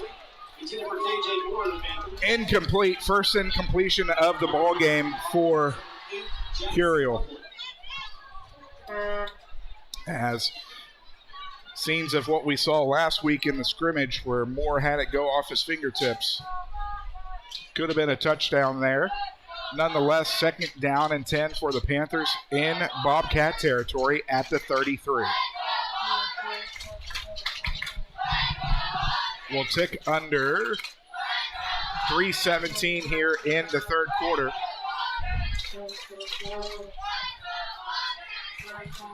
Second down and 10. Really got to hand it to a sophomore Marcus Curiel, who's come in here and has done some nice things with the Panther offense. Pitch back right side to Sanchez. Straight up Broadway. Puts the ball on the turf for the second time in the ball game. And this is recovered once more by the Bobcats after a pickup of 7. Well, again, a nice looking drive for the Panthers produced, and then to cough it up there, pressing for getting into the end zone. And very unfortunate because, that's the second fumble, I think, that Christian Sanchez has had on the night. And, that was something that he struggled with last year and something that he's going to have to work on going forward as the Panthers look to district. First down and 10 from the Bobcat 26 as Orangefield brings their offense back onto the field with 3:11 remaining here in the third quarter. Parker under center, 2 backs behind him, goes to the deep back as he's going to drag forward for about a yard. We'll see who gets off the bottom of the pile as it is, what is your number, young man? 24? I think it was 12. Okay. Sheeran's second rush of the ball game. Gives him 2 carries for 19 yards. Second down and 9 for the Bobcats. 3 backs. Parker under center, pitch to the left back as straight up the gut, making moves. Is going to be met by a host of Panther defenders, not before he's able to pick up 10 and get the first down. Perry Kosey with a pickup of 10. That gives him 76 yards on 8 carries this evening. Move the chains to the 38.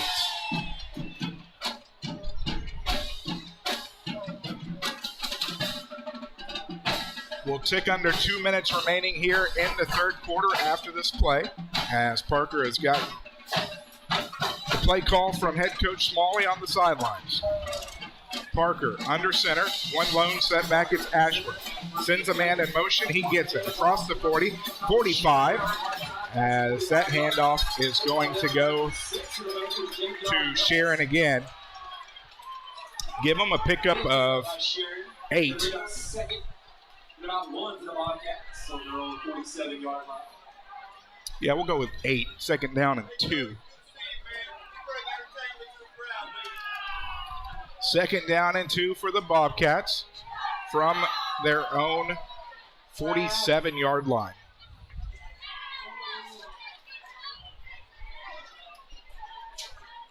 I formation, hands it to the first back through. Fighting his way forward is Ashcroft, as he's going to pick up 8 yards on the carry into Panther territory. Move the chains, 85 yards on 13 carries for Ashworth. In the plus territory from the Panther 45. As the Bobcats continue to do what they have done tonight, move the chains. I want to thank Asheni Perry for donating to the channel. Appreciate the donation. First down and 10 for the Bobcats. Again, want to thank JV Designs for sponsoring the third quarter. Lone back is Ashworth. He gets the call straight up Broadway. He's going to pick up 2. We'll bring up second down and 8.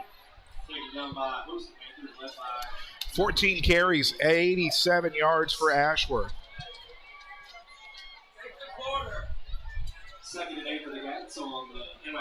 As that will be the last play of the third quarter, as we invite you to stick around for the fourth and final quarter of play. Your score at the end of the third quarter, the Bobcats lead the Panthers 40-7. We'll be back after this on Anahuac Sports Live. From custom processing, professional guided hunts, hide tanning, and gator merchandise, Porter's Processing and Alligator Farm offers a personal experience like no other. Locally owned and operated in Anahuac, Texas since 1987, Porter's has been Southeast Texas' premier choice for any hunting adventure need. Now offering full-service processing of gator, deer, beef, hogs, and other wild game. Make Porter's Processing this hunting season's one-stop shop. Visit them today at portersprocessing.com or call 409-267-8413.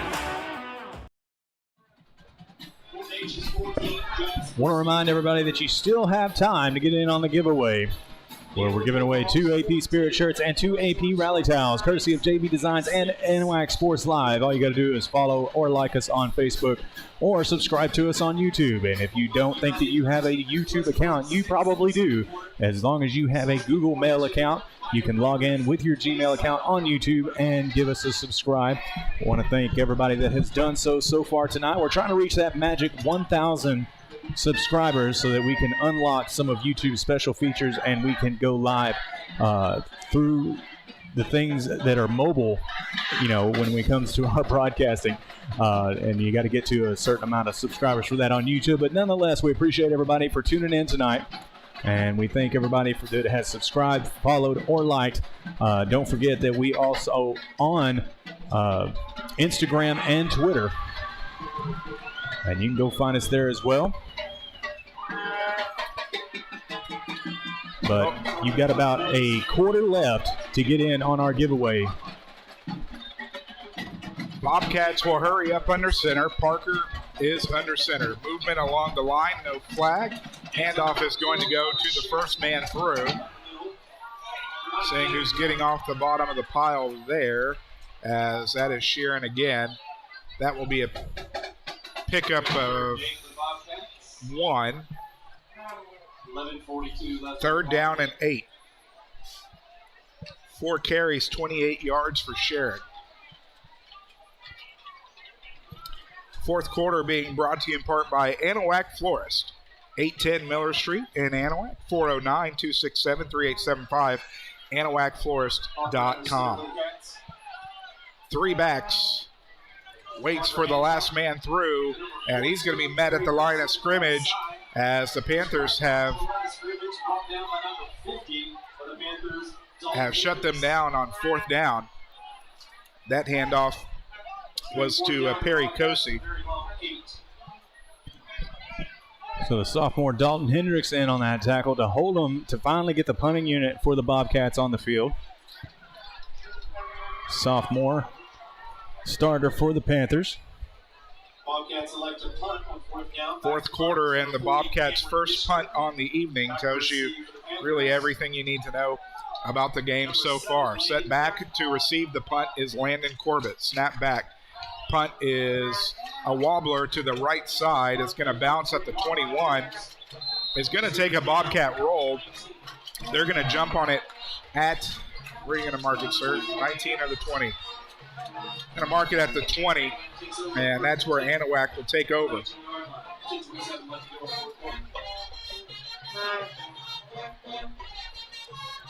Like I mentioned earlier, you can find us on Instagram as well as Twitter and Facebook. Go check us out. All you got to do is type Anahuac Sports Live in any of those search bars, and we'll pop right up. We do hope everyone has enjoyed the velvety tones of Trent and I this evening here as Anahuac Sports Live presents the first Anahuac football game of the 2021 season. Curiel under center. Christian Sanchez remains the lone back. Fakes the handoff, looks left. It's going to be caught. Robert Bailey picking the ball out of the air for a pickup of 12. Move the chains. Well, I do believe that's the first time I've heard Bailey's name be called tonight. I'm surprised that they haven't been able to use him a little bit more effectively. That is 6 of 7 for 58 yards for Curiel as he will get back under center. Sanchez the lone back, 2 receivers again. Looks left, going for Clark. Throws it up. It's going to be knocked away by the senior defensive back Tyler Sheeran for the Bobcats, as that was intended for Zion Clark. Well, excellent coverage there by Sheeran to knock that one away. Curiel had a good step on it, throwing it over there to Zion, but the coverage was just too tight on him. 2nd down and 10, only the second incompletion for Curiel. He is 6 for 8. He will come under center. 2 receivers in the backfield, 2 tight ends, and a wide receiver to the far side. Pitch right side to Corbett across the 35. Trying to get his way forward. Takes a hard hit.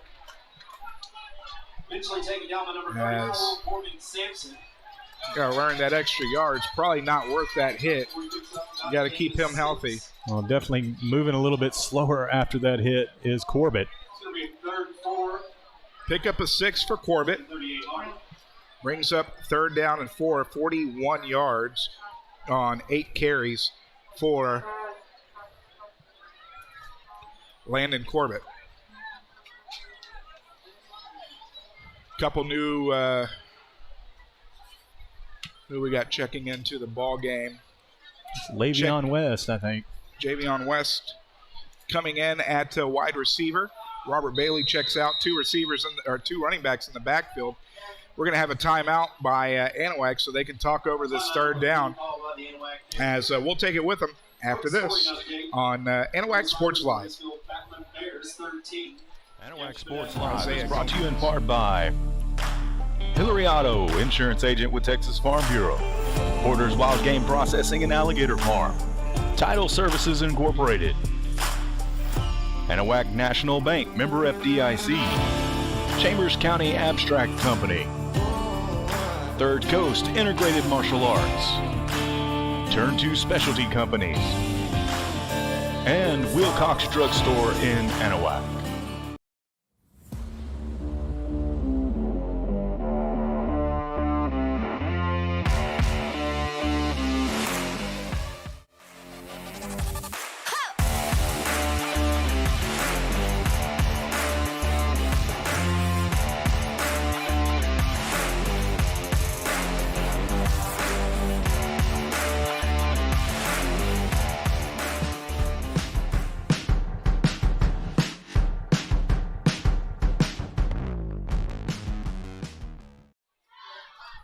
Alex Outram, Trent Hart, Terry Fortenberry back here in the 4th quarter.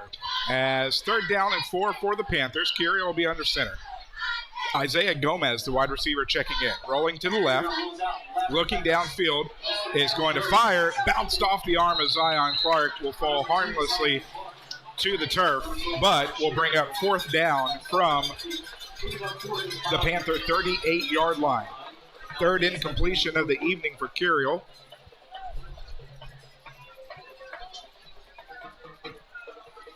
As, again, as we've talked about, not district play, first game of the season.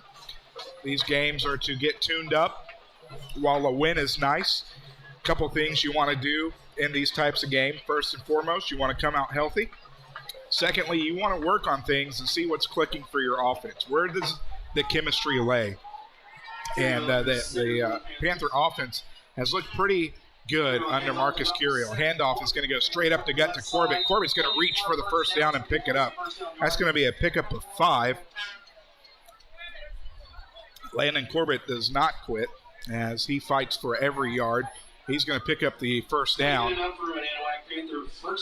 That's 46 yards on 9 carries for Landon. On the 37-yard. Hurry up offense as Curiel will come under center. Lone back is Sanchez. 2 wide to the far side. Fakes right, looks left, under pressure. Great block.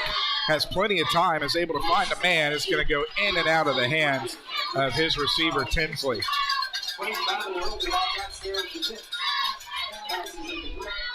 So good job of Curiel to scramble out of that. He was looking for room to run, but the Bobcats soon saw him and moved toward him, but just in and out of the hands of Tinsley. We'll bring up second down and 10. Last 3 pass attempts by Curiel have been incomplete. Second down and 10 from the Panther 43-yard line. Looking to get some momentum going into next week's ball game at home against Houston Fur. Yes, it will be here live on Anahuac Sports Live. Curiel, handoff, straight up the gut. Corbett trying to find his way forward. He's going to pick up some hard-earned yardage. Give him a pickup of 5. We'll bring up third down and 5. Well, Corbett is definitely fighting for every yard that he has taken. And I was going to mention earlier, as he reached for the first down, that was very critical. And again, very good awareness by the junior to get the first down earlier. Now it's third down and 5.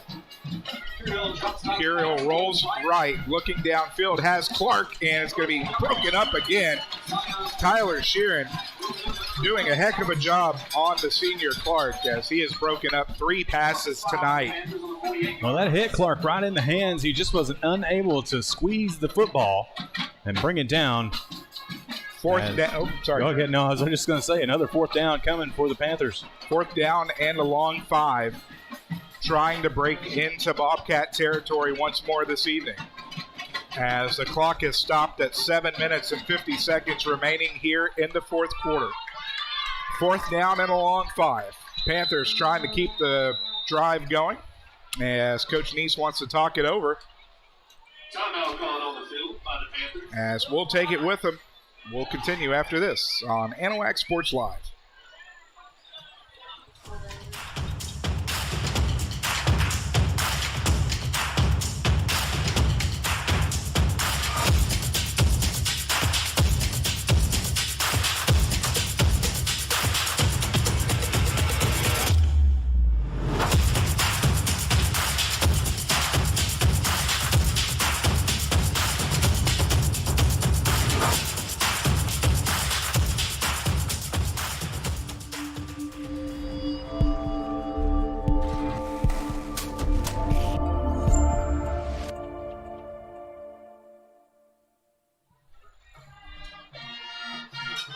Alex Outram, Trent Hart, Terry Fortenberry back here from FL McLean Stadium in Orangefield, Texas.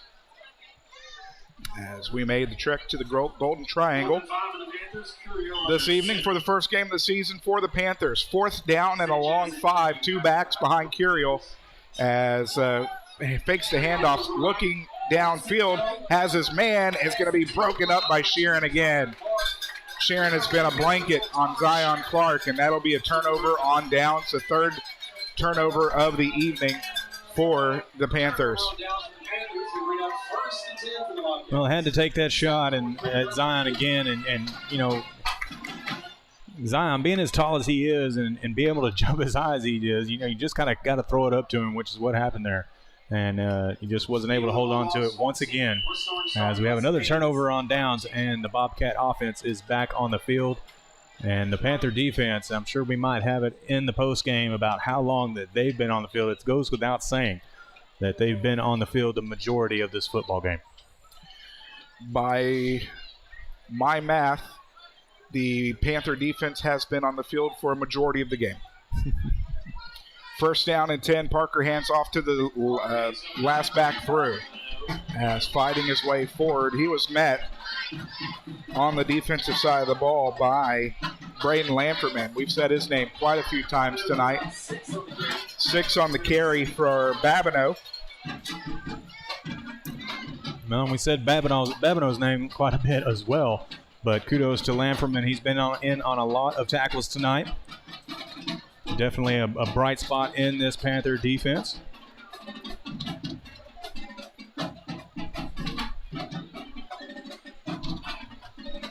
As they will hurry up under center is Parker. 3 backs. Goes to Ashworth, the last back through. Fighting, dragging. Good grief. Literally a quarter of the Panther defense down the field. My goodness. What a bulldozer he is, Alex. 15-yard rush there where he dragged a quarter of the Panther defense for about 10 yards of it. Ashworth trying to break the century mark. And does. That's 102 yards on 15 carries. Pitch back, left side, has blockers. Across the 15, 10, 5, touchdown, Bobcats. Into the end zone goes Perry Cosi from 27 yards out. The third running back over the century mark for the Bobcats. Perry Cosi's first touchdown of the evening on 104 rushing yards. That extends the lead to 46-7 as the freshman Ty Butler will come back on to attempt the point after. Snap back, kick is up, kick is no good. Wide left for the 4th time this evening. So, with 6:06 remaining here in the ball game, the Bobcats have extended their lead 46-7 as we'll be back after this on Anahuac Sports Live. You've heard about shopping local. How about banking local? Since 1976, Anahuac National Bank is the only locally owned and operated bank in Chambers County. We know you see Anahuac National Bank folks out in the community supporting our schools, veterans, and nonprofits. Why not bank where you live? These experienced banking professionals understand local businesses and the housing market. Visit online today at anbank.net, member FDIC, equal housing lender.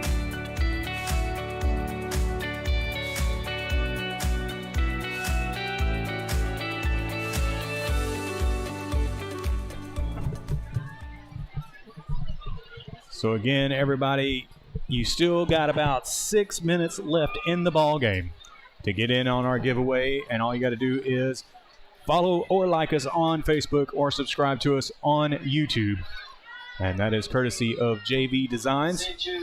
Be sure to give Natalie Vargas a call, 281-917-1834, for all your screen printing, embroidery, banners, yard signs, and more. Whatever you might need, she's got it over at JV Designs. Ball is teed up for Ty Butler as he is set to kick it off. The trio of KJ Moore, Landon Corbett, and Christian Sanchez set to receive the kick. Gets under it. Pooch kick to the right side. Fair caught by Isaiah Gomez at the 30, as that is where the Panthers will set up shop here for this possession. As, let's see here. 52 yards on that last drive for the Bobcats as they were able to hit pay dirt to extend the lead.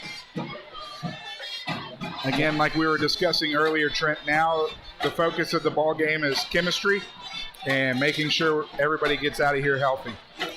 Definitely that, and I mean, no use to take unnecessary risks, but we definitely want to try and get a little bit more morale boost and put some points on the board before they get out of here. We've got some different numbers into the ball game as Curiel under center pitches back, as that was Brooks Henneke. What was his nickname? Pocket Hercules himself, Brooks Henneke on the carry. The sophomore picking up 5 yards on, give him 6 yards on that carry for Henneke. As we have a timeout on the field. And we'll be back, ladies and gentlemen. Don't go anywhere. This is Anahuac Sports Live. Since 1948, Wilcox Drugstore has been the Anahuac area's most experienced and trusted pharmacy. Continuing its long-lasting reputation for personal attention to all your medical needs, Wilcox Drugstore offers counsel, refills, transfers, compounding, flu shots, and delivery. Visit pharmacist Dave Wilcox and his experienced staff today at 1208 Miller Street in Anahuac or call 409-267-6141. Wilcox Drugstore, delivering solutions, delivering confidence. And we're back after the injury timeout. Good to see that he got up on his own power. Glad that he's okay, as we've got about 5:51 left here in the ball game. Want to thank everybody for joining us tonight, especially the fans from Orangefield and abroad for joining us, and we appreciate y'all's support, and of course the Anahuac area and Chambers County fans as well. Curiel sets back as pass is going to be completed. Galeas with the pickup of 17 on the pass and catch.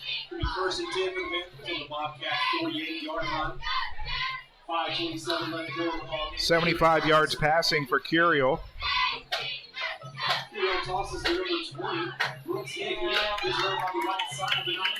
Henneke on the carry, as he is not going to be able to go anywhere. He's going to lose a yard on that. Second down and 11.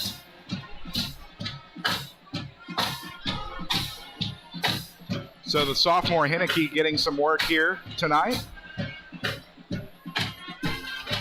Second down and 11 from the Bobcat 49.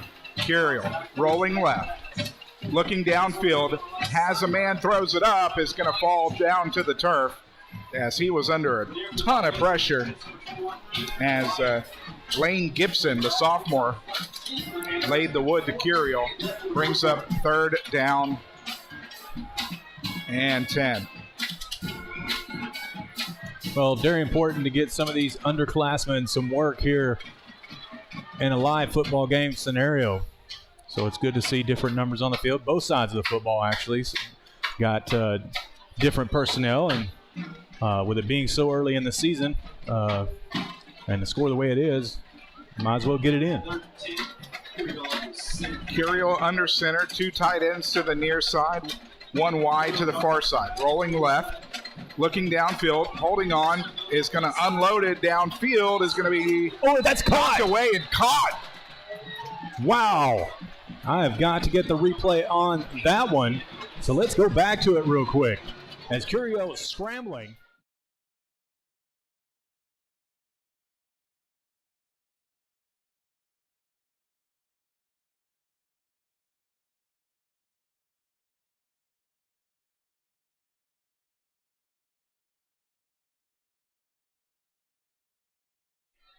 But the Panthers are back on the football quickly. Toss back to Hector Sierra, as he's going to pick up 2. Well, that's definitely going in the highlight reel. Boy, I do apologize. I wish I could have seen the number. I thought it was 82. Gomez? I don't know if it was 82 or what the case may be, but there is going to be a timeout taken on the field, but I think we're going to stay here. Now, with that pass, 8 of 14 for 114 yards passing for Curiel. Galeas, the leading receiver, with 3 catches, 58 yards.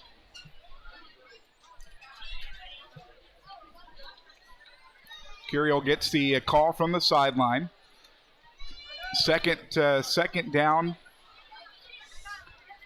and goal. I think that was Isaiah Gomez on that catch earlier. You were right, Alex. Fakes the handoff. Curiel looking downfield, has time, looking in the end zone, knocked away.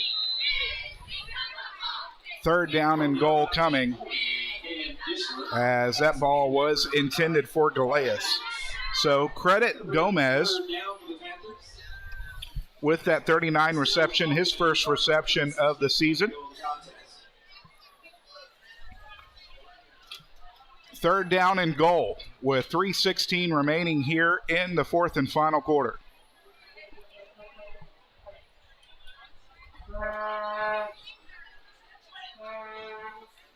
Curiel will bring them to the line. 2 backs, 2 tight ends to the far side, 1 receiver to the near side. It's Gomez. Curiel will hand off straight up Broadway into the end zone. Touchdown. Garrett Dye from 8 yards out hits pay dirt, and that will be the second touchdown of the game for the Panthers. So the sophomore Dye finding the hole and finding the end zone for the Panthers for the second time tonight. And it's actually the first touchdown by the Panther offense tonight, as the first one was made on special teams by Christian Sanchez, returning it. As the Panthers will keep the offense on the field, they'll go for 2. Curiel will come under center. Dye and Henneke in the backfield. Split wide. Is going to fade it to the left side. Gomez is not going to be able to come down with it. But still a momentum-gaining drive by the Panthers as they tack on their first offensive touchdown of the year. With 3:09 remaining here in the ballgame, the Bobcats lead 46-13, as we'll be back after this along Anahuac Sports Live.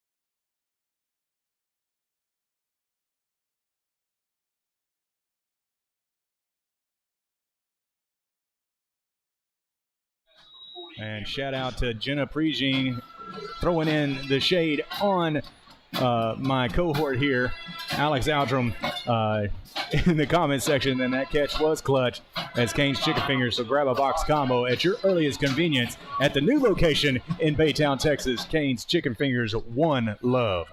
Or if you're out in the North Shore area, right off Wallaceville Road. Thank you very much, Jenna Pregame. 3:09 remaining here in the ball game, as the Panthers were able to march down the field and put up a touchdown against what has been a stingy Bobcat defense. Play that drive keyed by a 39-yard catch from Curiel to Isaiah Gomez, who was able to pick it off the ground right before it was knocked away, and was able to extend the drive there and lead it down for a touchdown. And one of the things that Greg Neese talked about in the pregame show was that he wanted to get Marcus Curiel some playing time, and that he does. tonight, and I think that's going to be huge moving forward for this team to give not only Curiel some confidence, but also Greg Neese some confidence in his sophomore quarterback, as Sanchez will get under the boot, as that'll be taken at the 10, across the 20, 25, makes a move, hit at the 30. He'll fall forward to the 35, as that's where the Bobcats will set up shop. They'll actually give him the 34, as I am expecting wholesale changes from the Bobcat offense. Well, like you said, getting Curiel as much reps as possible with this varsity offense is vital to their game plan moving forward and for the future. And I got to say that the improvement that we have seen out of Curiel from last year on the JV team and picking up on the varsity toward the tail end of the season to now is, you've got to be happy about it if you're on the sideline of the Panthers. So from the 45, trying to see who the new quarterback is, as that is Braden Parker. No, that's the starter. They have left the first-team offense in. That handoff going up to Kyle Michael, straight up Broadway, as he picked up 6 yards on the carry. So that is the 8th rusher of the evening for the Bobcats. 2nd down and 4, as the Bobcats now looking to take all the time off the play clock, as we'll tick under 2 minutes and 15 seconds remaining in this ball game after this snap. Parker hurries the team to the line. 2 back, jumbo formation. Handoff straight up Broadway. Fighting his way forward. He's going to pick up the 4 yards and will move the chains, and that will pretty much do it for this evening, as Kyle Michael will get his 10th rushing yard on 2 carries. 3 knees. Well, not quite yet. We'll tick under 2 minutes remaining in the ball game. Ball just past the 45-yard line of the Bobcats. 46-13. The Bobcats are going to come out here with the victory.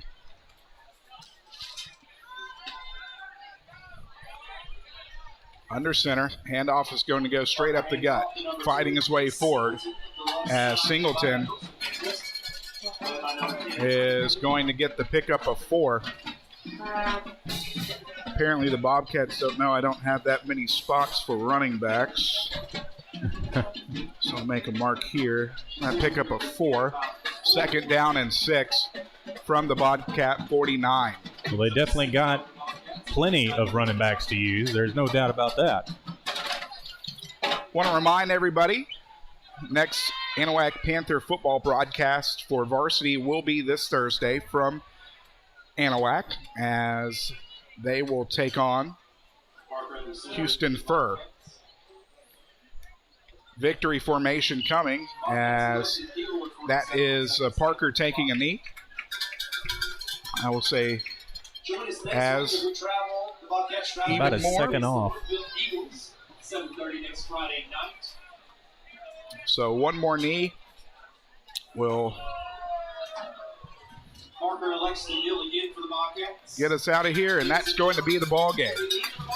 The Orangefield Bobcats have defeated the Anahuac Panthers 46-13, and we'll be back with the Porter's Wild Game Processing postgame show, and we'll wrap things up, get you some scores from around the areas, stats as we have them, as the postgame show will start after this on Anahuac Sports Live.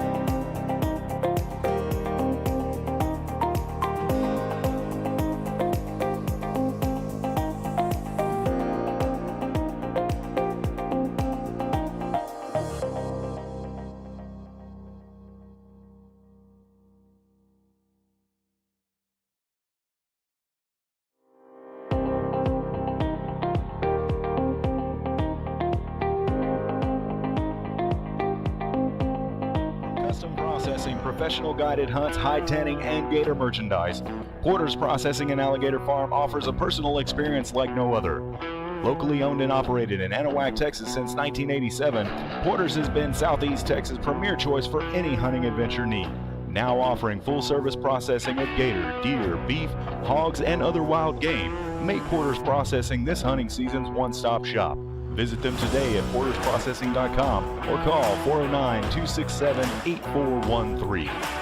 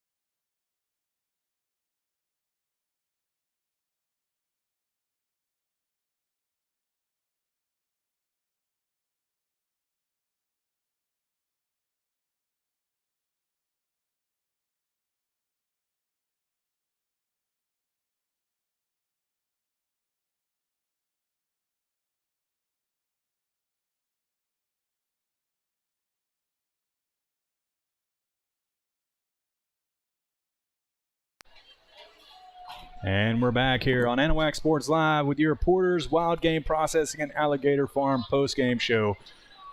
Well, Alex, the first regular season game of the 2021 season has come to an end here in Orangefield, where the Anahuac Panthers have dropped the game to the Bobcats. And, a few things that we talked about during the game was, getting a little bit more, confidence going into next week against Houston Fur, and being able to drive down the field with some of the underclassmen here at the latter part of the game and get into the end zone should help them. I know that the players on the sideline, the coaches are disappointed with the loss, but nonetheless, a learning experience, and you might as well get it out of the way now before they go into district. Yeah, head coach Greg Neese in the pregame show talked about the youth on both sides of the football. The defensive side, a lot younger and more inexperienced than some of the offense, but there's also plenty of youth on the offense as well. So before you get to district play, as you said, you want to work these kinks out. You want to make sure that you're getting that chemistry down, seeing what works, makes the players comfortable, things like that. These first few games that are out of district play, that's where you want to get that worked out. So no matter if you go 0-3 into district play, that is where the real season begins. And, you want to take what you can from these games and make sure that moving forward, you're able to use that to your advantage. I think a very bright spot in the game was Marcus Curiel, who Definitely was able to get a lot more playing time and really did some nice things with the offense on the field. And I think you can take a lot from that. On the defensive side of the football, the team's going to have some film to watch, and they're going to be able to get more and more acclimated with the new defense that they are running this year. And I believe we're going to see a lot of improvement over the next couple of weeks as we head into district play. Looking at some of the stats for tonight, the Bobcats were able to put 3 running backs into the century mark, as leading the way was Deichel, as he had 3 touchdowns and 114 yards on the ground, followed closely behind by Perry Cosi, who had 104 yards rushing on 10 carries and a touchdown. It was Hunter Ashworth, who had 15 carries, 102 yards with 3 touchdowns as well. Parker had 2 rushes for 19 yards. It was Babineau with 6 carries for 88 yards. Sheeran with 4 carries for 28. Kyle Michael with 2 carries for 10. And it was Singleton for a single carry for 2 yards. Passing, Parker was 2 of 3 for 33 yards. One of those receptions to Sampson for 7. and to Babineau for 25. As for the Panthers, Corbett was the leading rusher, 10 rushes, 51 yards. Sanchez had 13 rushes, 45 yards, 2 costly fumbles, and that's something that we talked about a little bit earlier as well, those fumble issues from last year coming into this first ball game. Yeah, it was something that plagued him last year and was, as I talked to Coach a couple of times in the offseason and toward the beginning of the year, that was something that they wanted to focus and get corrected and not, bleed over into 2021. But like you said, 2 costly fumbles and the penalties, and I'm sure we'll get to those here in a minute as Alex will continue on the stats here. Miles Tinsley had a carry for -2 yards. Zion Clark 1 carry for 7. Henneke 2 carries for 4 yards. Sierra a carry for 2. Dye with the lone offensive touchdown on his single carry of 8 yards. Passing, it was 3 of 5 for Landon Corbett for 24 yards. Marcus Curiel did most of his damage, 8 of 14 for 114 yards through the air. It was Galeas, the leading receiver, as he had 3 catches for 53 yards. Gomez had his single catch for 39. Robert Bailey had a catch for 12. Zion Clark for 7. KJ Moore 2 for 19. Christian Sanchez had a catch for 5. And Landon Corbett 2 catches for 16 yards. Into the second half, had a cleaner second half flags-wise, but still not as clean as they needed to be. 7 penalties on the evening for 65 yards, majority of that coming in the first half, which really hurt some of the momentum that the Panthers had on the offensive side of the football, especially that third drive of the ball game.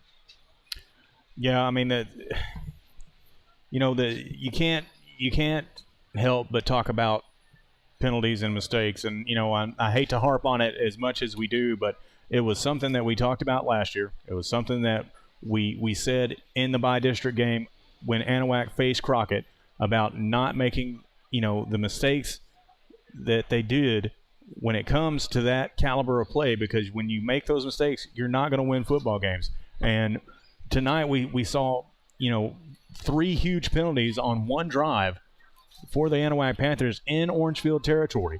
And I'm sure that is something that head coach Greg Neese is going to talk to them about and try to tighten that ship before they get into district play, because, when they face the East Chambers and the Woodvilles and even Buna is going to be a better team this year, we're going to have to definitely the Anahuac Panthers are definitely going to have to just recenter themselves after this tough loss tonight and get back on track as we go and face Houston Fur in Anahuac next week. And it's like he was saying in the pregame show, it's like he knew what was going to happen with the ebbs and the flows of the games. It was going to be who could handle that better. And, with a young team, that's just something that's going to come with experience. And you get those kinks worked out over the next 3-4 games. You take your momentum into district play, and you see what happens. I firmly believe this coming Thursday we're going to see a much improved Panther team after they're able to watch some video, see what they did wrong, and really get things rolling in a good way. So just to remind everybody of the final score of tonight's ball game, Orangefield did defeat the Panthers 46-13. This has been your Porter's Wild Game Processing and Alligator Farm post-game show. So we thank them over there. We thank all our sponsors for coming in tonight. Thank you for all the donations tonight as we look to continue to broadcast everything Anahuac. As anything else you have for tonight's ball game, Trent? Not really, Alex, other than what we've already talked about. I mean, it's just the definite positive to come out of this game tonight is Marcus Curiel and the options that it gives the Panther offense. You definitely saw it here tonight with him under center, being able to pass the ball, getting Landon Corbett involved in the running game.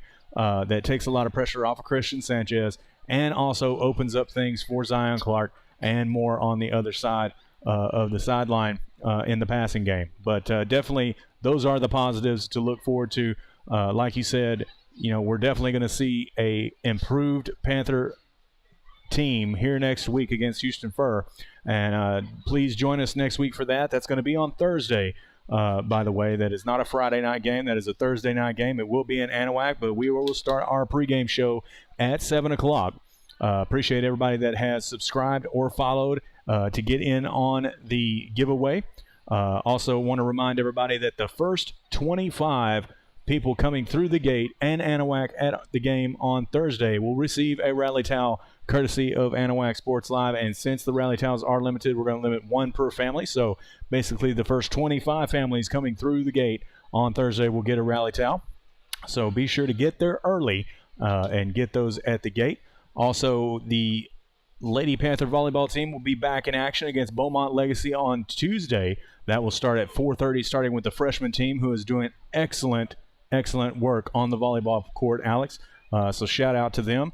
And that will be it for tonight. So for Alex Outram, Terry Fortenberry, and my wife, Kristen Hart, who videoed for us in the first quarter, appreciate her for coming up. Love you, honey, and we'll see you here soon on that long trip back to Anahuac. Thank you, everybody, once again, and we will see you next week. Bet.